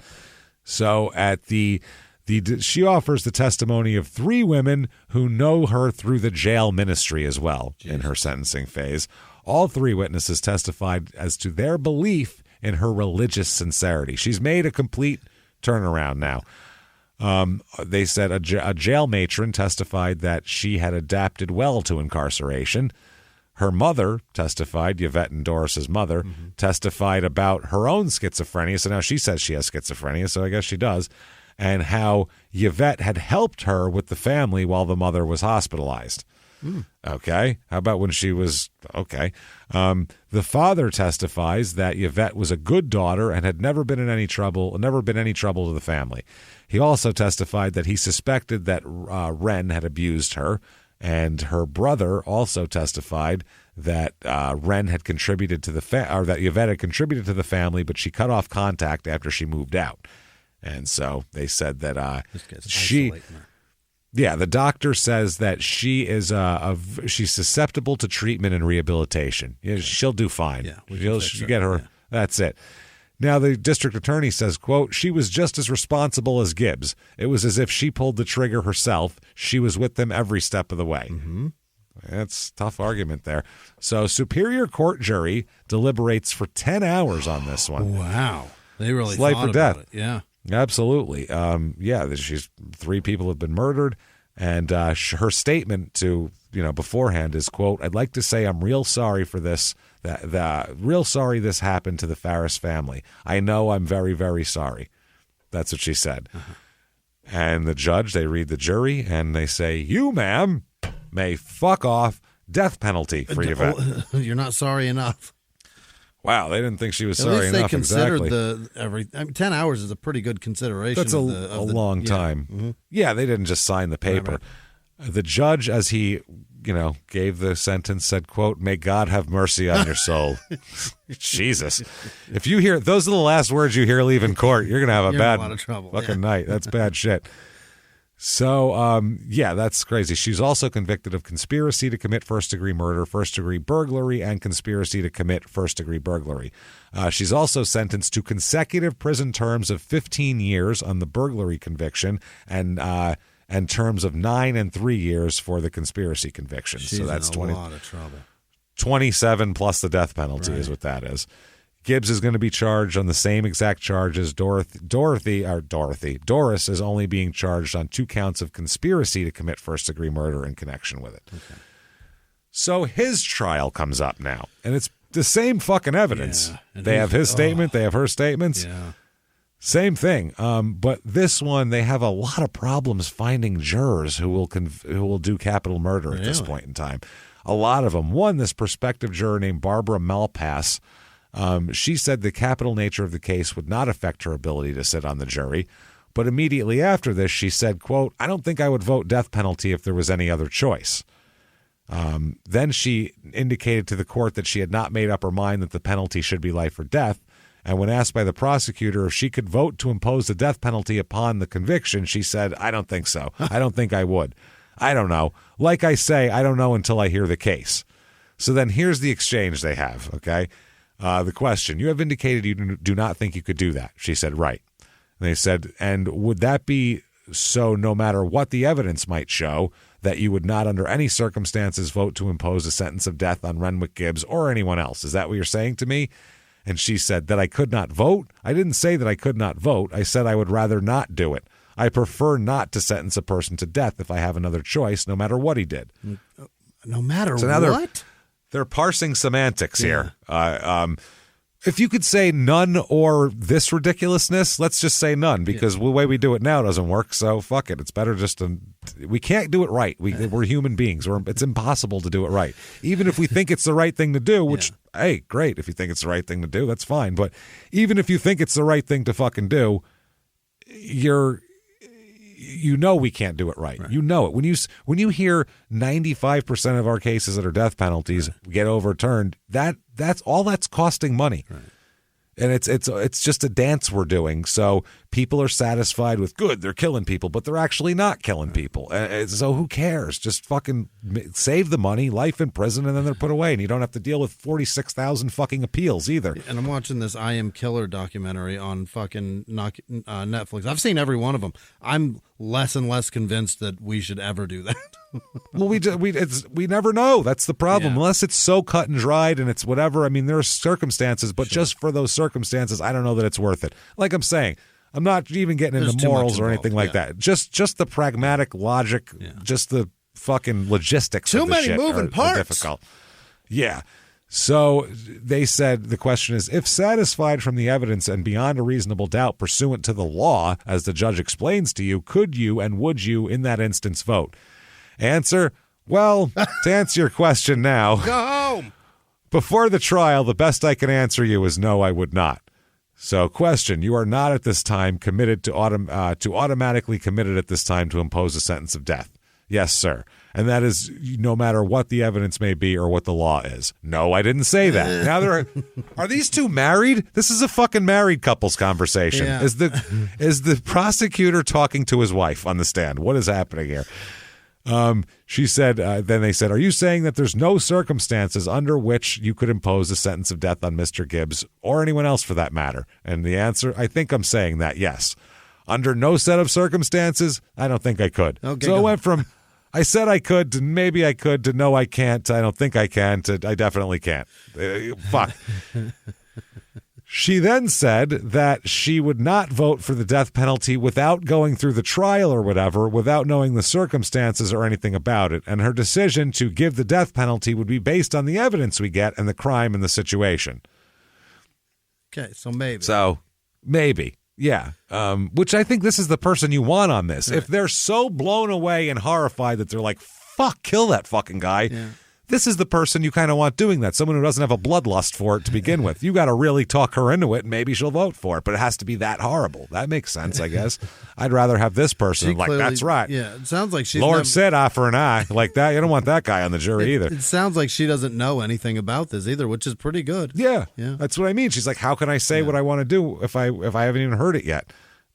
So they asked if she would always choose to vote for a life sentence. She answered, quote, normally I would say yes. Asked if she could say to Renwick Gibbs that he should be put to death. She answered, no. I could decide if I felt he was guilty or not, but I don't think I could vote to put him to death. No. And this is the thing that a lot of normal people have. Yeah. That's the most common exchange that I see in these things is people going, listen, I don't know. I don't want to vote to put a person to death because that's a fucking lot to ask of a juror. Yeah. Do you know what jurors get paid? Back then, it was $12 a day. It's very, very. I don't know what it is now. I think it's still $12 a day. For fucking $12, you want this person to fucking decide life or death for people? That's a lot to ask of somebody of their own psyche, man. Just that's not cool to ask of regular people. It's just a lot. It's just too much to ask, I think, honestly. So, anyway, they go through all this, and I don't think Malpass is going to be a juror here. So, another potential juror is a Nelson Simpson's a Pentecostal minister. Oh. And he said that according to his religious beliefs, imposing the death penalty would, quote, put me in a very bad situation. I would not like to have that imposed on me to try to have to make that kind of decision. You're going to make me go to hell for this. Exactly. He said, if called upon to vote for the death penalty, what would you do? And he said, I wouldn't like to do it. No, sir. Then later he said, let me put it this way. I mean, the way that I feel, the way that I see the things as they are, I know you have to have laws. I believe in these. But we have to have man-made laws as well as God's laws. But if it was left up to me personally, there wouldn't be any death penalty. Maybe life, but no death penalty if it was personally up to me. Maybe life. Maybe life in prison without whatever, but not the death penalty. So, following this, now the judge gets involved. Hold on a second. Wait a minute. Now, says, are you saying you could consider the death penalty or the penalty of death and the penalty of life based on the circumstances of any particular case? And he says, no, not really. I just think life is precious, and I would not want the court to feel like that I had anything to do. I would not want to feel like I had anything to do with someone else's losing theirs. They said, are you saying at this time you would automatically vote against the imposition of the death penalty if you were called upon to do so based upon the law and evidence of this case? And he said, in this case, probably I would, yes, sir, because I've tried to explain my situation. I believe I would not. It doesn't mean I wouldn't listen. It doesn't mean that I wouldn't try to be fair, but I would just hate to know that under the circumstances that he could very well get the death penalty because of a vote that I made. Very common. These are all very common. Doris is the star witness against him, against everybody, obviously, against Ren, against her sister, against everything. A detective talks about how they talk about the detective Batchelor, Agent Batchelor. They talked to him about, well, did you talk to him about the case while he was waiting for something else? Was he not under Miranda at that point? They explained that, we just bullshitted and, all that sort of thing. But they're trying to get him to say that they were asking him questions while he had his rights read to him. So they said that Batchelor said about 15 minutes before he was taken to the magistrate's office, he asked if he had to get an attorney.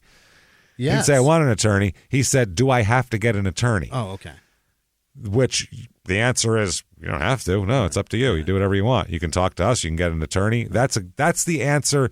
When a homicide detective gets asked that question, that's the question they want asked. That means you don't know your rights.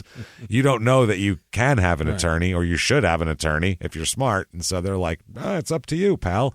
And that's what they said. And he said that's the first time he had ever mentioned an attorney. He said he told Ren that the question of a lawyer had to be his decision, and he asked him if he could afford to hire a lawyer, which is a shit move. That's a shit move. Can you even afford a lawyer, bro? Hey, I mean, I don't know. He said he couldn't, and then Batchelor said, well, the court does appoint one for you, so if you ask for one, I'll get you one. And he said that... they said this is the judge asking him a question. Just let me ask you, you indicated around 6:15 that when you had a conversation with the defendant about an attorney, you stated that you were advising him of his rights at that time or he was just asking about an attorney.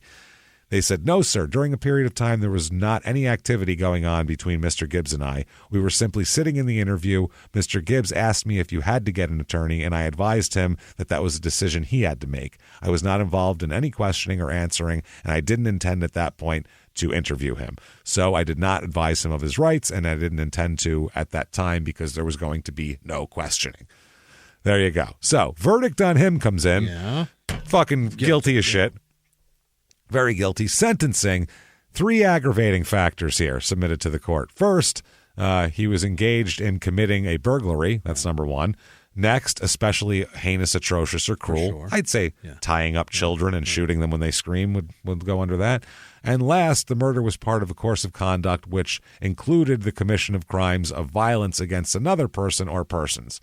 So, mitigating factor is the defense witness. They get the psychology guy here, a psychologist. He comes out, psychology guy, as he likes to be called, I'm sure. That's what it's called. It's psychology guy. How you doing? He said that, how you doing? I'm the psychology guy. I'm here to give you, like a quick once over, fix everybody's head.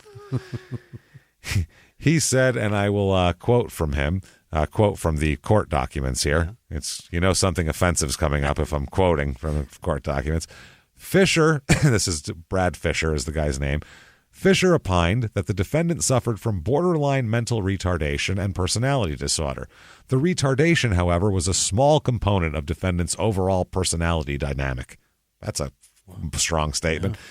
His major disability being personality disorder. His personality disorder caused him to be unable to cope with stress and be aggressive toward others. He also said that he would probably do well in a structured environment of prison, and he said that repeated threats by him to kill his wife and her family would be consistent with this doctor's evaluation of him, that he would freak out and lash out. His conduct in preparing the note, engaging Doris to buy bullets, and taking his sister with him to discover the bodies showed both ability to think and to think ahead. Absolutely. Yeah. And he had a plan. In addition, despite his retarded level of cognitive ability, defendant knew the difference between right and wrong. That's his own guy. Yeah. That's his own witness. That's tough.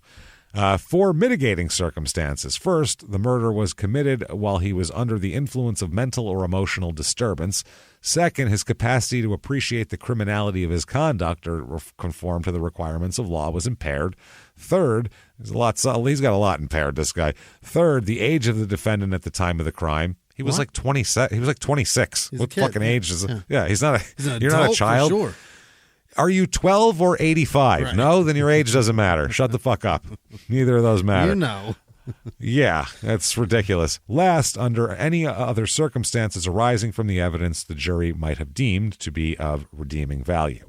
So the jury found the existence of 3 circumstances here. They found of that. They said the IQ of 61 was rough. The fact that he lacked education.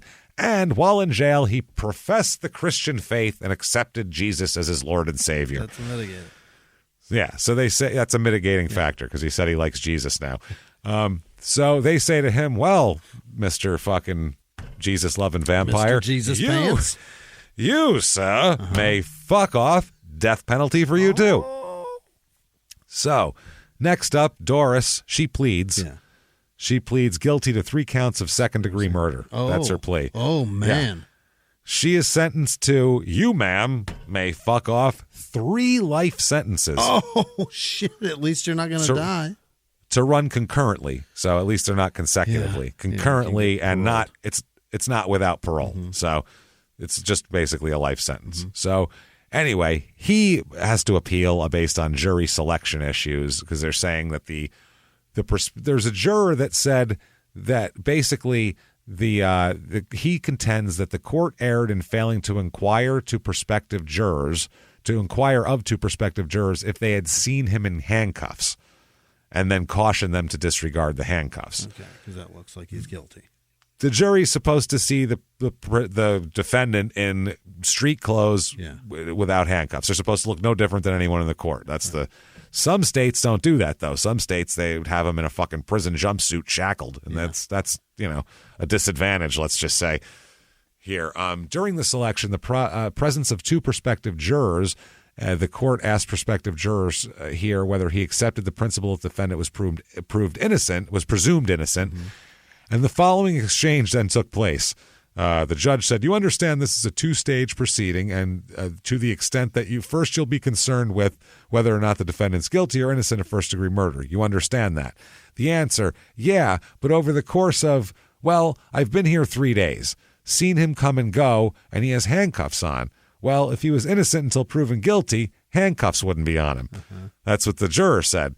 And the court said, you understand that there's been no evidence presented at this point, and under our law, the state has the burden of proving guilt beyond a reasonable doubt. And at this point, under the law, the defendant is presumed to be innocent. Do you understand that?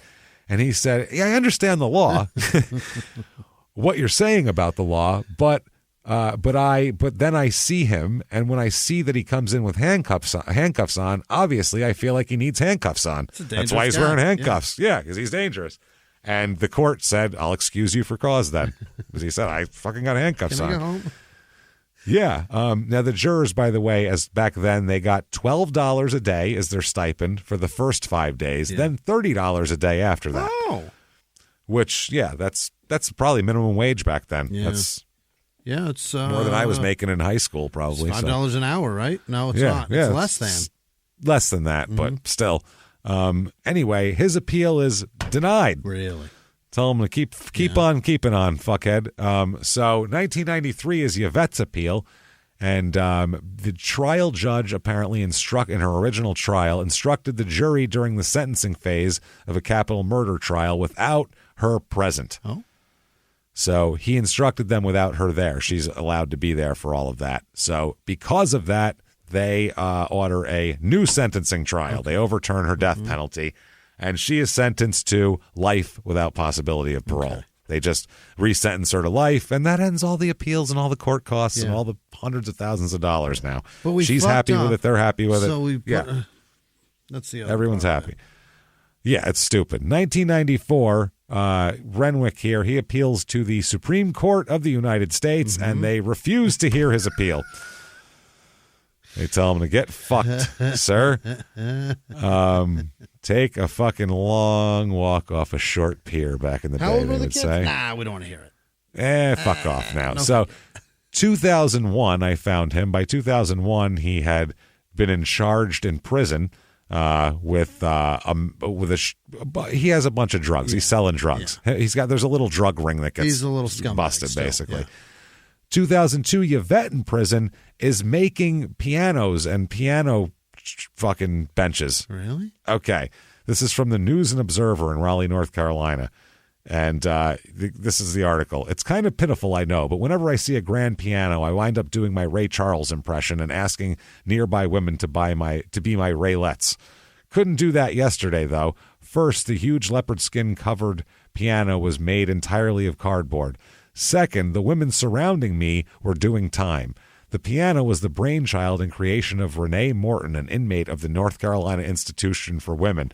I consider myself an artist, Morton says, proudly as she showed me the piano, and bar stools and chairs she and her partner, Yvette Gay, made. Uh-huh. Yeah, because the intricate detailing, for instance, each key was made and painted by hand. The piano took her 8 months to complete. Wow, 88 of them. That's fucking wild. She said, Yvette said surrounding, she said, quote, "It gives me the sense of joy knowing I could accomplish something like this. It makes me feel like a person, regardless of how the world looks at us." Stunning. She did that by hand. That's wild. Yeah, her and her partner there. April 14th, 2007, Doris is released on parole. Really? They say, you get on out there, ma'am. Without your sister, you'll probably be fine, Show basically. us how living's done. That's it. Now, the death sentences here of Renwick as well, his is still going, but it seems they were apparently they find later on that there was a jury problem, that they weren't adequately told how to weigh the mitigating factors against the aggravating factors. Okay. I guess they find later on, and so now he won't face a resentencing hearing either. He and them agree to just commute it to life without parole rather than retrying him on the death penalty, which he would probably get again. Yeah, and they're both life without parole. Doesn't look like they're ever going to get out. Mm-hmm. I have their records here, their prison records. This is recently, too. This is, post 2017 in prison. She has 0 infractions her whole time in prison. Nothing. Ugats on her record. She's really good at being told what to do. She is. She's not, For better or worse. Exactly. That's what I mean. Now she's in medium security, regular Gen Pop and everything like that. It says, by the way, this is amazing. There's a site that has like inmate information, and it says when she'll be released in. I don't know how they calculated this, but it's a number of days. Uh-huh. It's how many is this? It's 2,913,298 days. It's a lot of days. Is that how long until the sun explodes or something? But it has her release date as January 2nd, 9999. What is that? That's how many days till 9999, everyone, if you were wondering. 2 million days.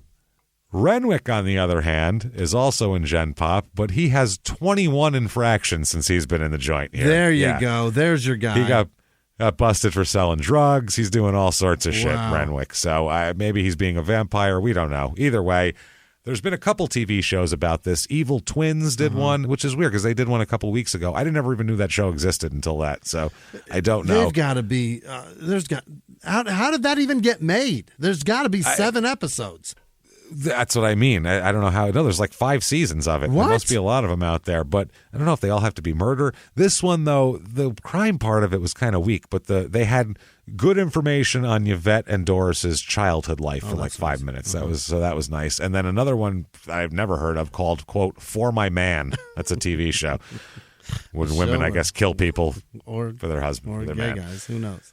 Who knows? Either way. No, it's about women. It's about them. So there you go, everybody. That is Washington, North Carolina. Holy and shit. A hell of a twisted, gross, nasty, gruesome tale. Yeah. Hope you enjoyed it. If you did enjoy it, tell the goddamn world how much you enjoyed it. It really does help the show when you do this. And it takes like 2 seconds. So it takes a lot longer to put the shows together. So help us out if you would.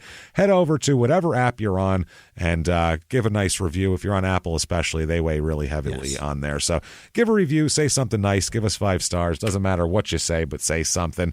And do all of that. Also, follow us on social media. We are at Murder Small on Twitter, at Smalltown Pod on Facebook, at Smalltown Murder on Instagram. Get all the updates, all the latest stuff. And the one thing you would have just been told about is a virtual live show is coming. Holy shit. We love the virtual live shows, and we didn't know if we were going to keep doing them or not. And we've gotten an overwhelming amount of people asking us to do them. People who can't go to live shows. They don't live first of all, in the United States. They don't live anywhere near our shows or whatever. They can't afford it, and this is a more economical way to do it. They don't have to go out and buy booze and park and all that shit. So do it up October the 27th. It is a Halloween theme, baby. We're going to find some weird, creepy stuff, and you never know. We might dress up. We don't know. We'll decide. We'll see how it goes. So either way, it's going to be a lot of fun. Creepy Murder, October the 27th. It's available for a week after that, too, and you can watch it more than once. You can watch it 5 times. You can wait to watch it till 5 days later. You can wait till Halloween night and feel creepy. Do whatever you want to do with it, but you got it for a week to do your heart's just don't be gross, but do something with it.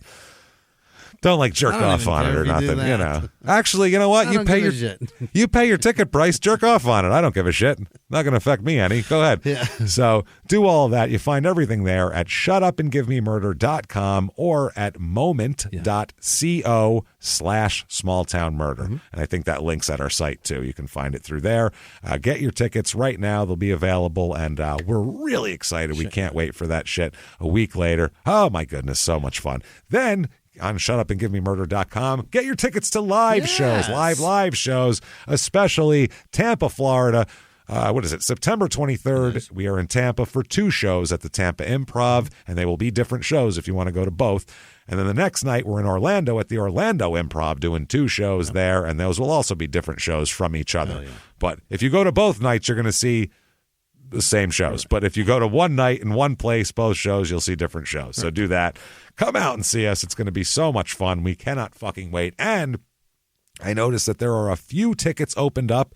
Must have been returns to the Austin show in November, Austin, Texas, at Emo's. We've had a lot of people asking us, will they release more tickets? They're there now. Go grab some quick. We are making that show up, so let's get after it. That's it. These are the last makeup shows that we have on the schedule, and then we're going to have a whole new tour coming out. We'll tell you about it in December or so. Check all that out. Shutupandgivememurder.com, and also patreon.com/crime and sports. Anybody $5 or above, it's a cup of coffee. It is. It's a cup of coffee. You're going to get at least 4 episodes a month of good shit, of bonus episodes. Every other week, you're going to get a crime and sports and a small town murder. We're going to lay them on you, and they're fucking hilarious. You're going to get the whole back catalog, too. It's not like, you don't get those. There's 100-something episodes. It'll take you a while to catch up if you get this. Out of our minds. We're crazy. For $5? Oh, my God. Jesus, we've had lobotomies. We have IQs lower than the murderer in this story. What'd you take, an ice pick in the eye? This is amazing. Holy shit. My frontal lobe is destroyed. Now, this week's episodes, what you're going to get is, first of all, for Crime and Sports, Sex Scandals Part 2, baby. More about the Duke fuck list and also some really weird sex scandals, including some soccer player banging his sister-in-law and writing her poetry. It's weird as shit. Trust me about that. Then for Small Town Murder, we're going to talk about the status of the Zodiac case and who they have now as suspects, because one guy, they made a whole documentary about it on Netflix that we'll talk about, called The Most Dangerous Animal. A man thought his long-lost father had to be the Zodiac killer, based on very thin coincidence connections and things that you really had to try hard to make. Really reaching. And over the course of the documentary, at first, the part 1 of it, you're like, holy shit, his father, he found him. Look at this guy. And then you're like, wow, this guy is really sad. What a sad life.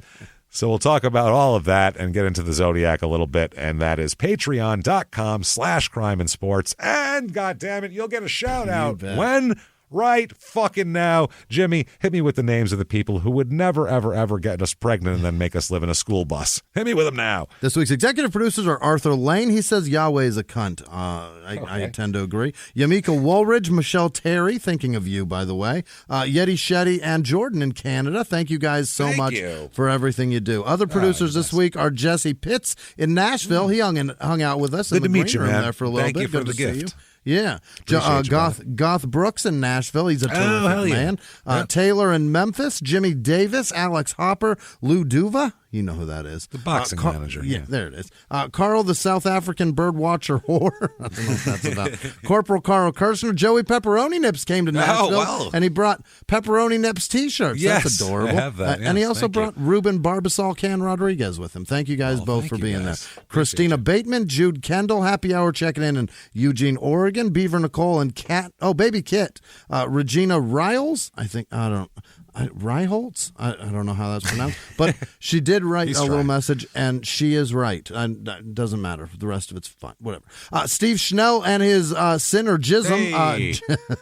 He's great. Janice Hill, Frank the South African birdwasher, Senorita Melanie Martin. Happy birthday. Rick likes you, evidently. Oh, boy. That's wonderful. I don't know if that's romantic or not. Florence Cullerton, Swagmobile Pet Spa, Olga Kolashikuk, Ashley Chase, Jordan Rourke, Katie Anderson, Benjamin Coons, Jennifer Weldon, Danica Curry, Rochelle Lambert, Rachel Judy, Chris Seidel, Colin Dalrymple, Edwin Snell, David Van Dyke, Trey Siebold, Eli White, Sidney Bersker, David Gernerver, Katie Tilton, Teresa Trent, Jesse Clark, Mike Kubiak, probably not. Wait, no. That was different. Gary Kubiak. Gary. You're thinking of the old backup quarterback for John Elway and coach of the Texans. Maybe it's Gare's kid. Could be him. We don't know.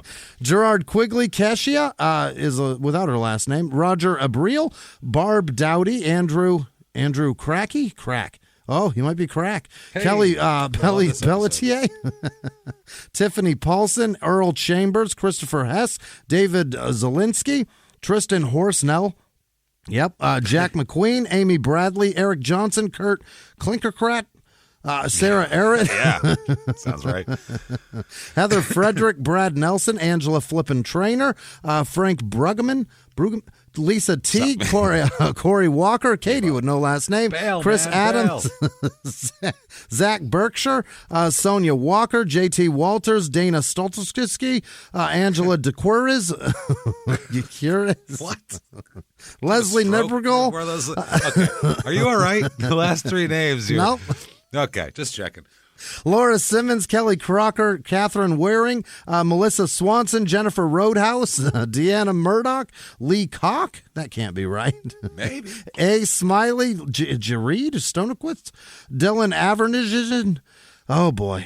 Christopher Stone, Tiffany Wonder, Sarah Garcia, Elisa Hollows, Scott Sox, Melinda Hafner, Ben McMurrin, Eric B., Dorian Cirazalza Jr., Reynard Sinclair, Michael Hutchinson, Wyatt Wood, Giselle Nomia, Valentina, Levi Clothier, Byron with no last name, Brandon with no last name, Mark Cook, Brandy Thomas, that sounds like a porn star name, JV Seam, Loey Lusk, I think, Brooks Raleigh, Christina McHugh, Elizabeth Hoppman, Courtney Crane, Damian with no last name, James Schaefer, Jeff Hyde, Doug Ogden, Alex Nguyen, Riley with no last name, David Watson, Mackenzie Anderson, Eric Moore, Jen Hoffman, Keaton Simpson, Tamser Meyer, Reagan Jeffers, D. Baker, Amanda Blanche, Mason Cockrum, wow, Leif Blazard,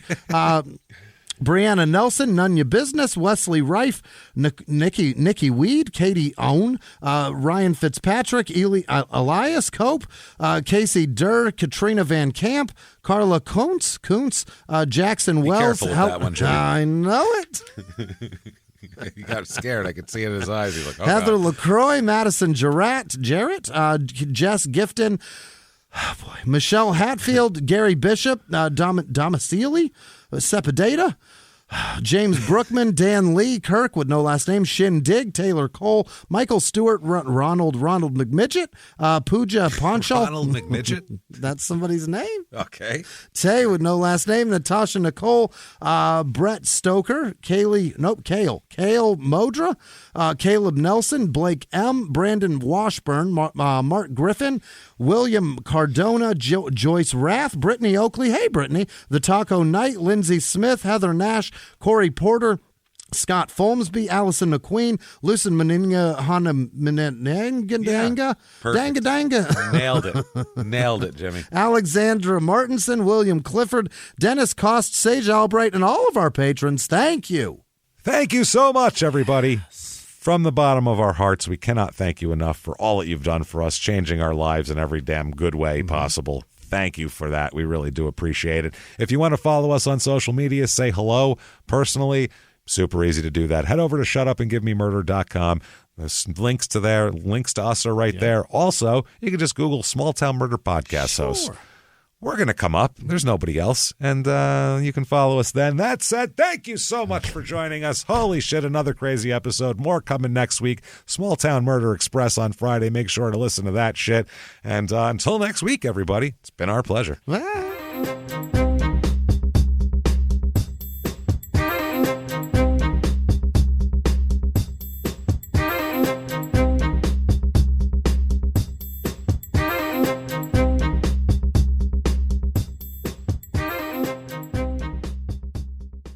If you like Small Town Murder, you can listen early and ad-free now by joining Wondery Plus in the Wondery app or on Apple Podcasts. Prime members can listen early and ad-free on Amazon Music. Before you go, tell us about yourself by filling out a short survey at Wondery.com/survey. Have you ever gotten a message out of the blue? Maybe you ignore them. Or maybe you end up in conversation. Maybe they tell you about an amazing offer. I can really show you how to make some money.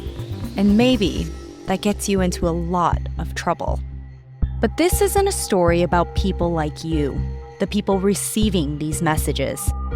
This is a story about the people behind the messages, on the other end of the line. Thousands of them, working in a microcity built for scammers. From Wondery, the makers of Dr. Death and Kill List, comes Scam Factory, a new series about survival at the expense of others. Follow Scam Factory on the Wondery app or wherever you get your podcasts. You can listen to Scam Factory early and ad-free right now by joining Wondery Plus in the Wondery app or on Apple Podcasts.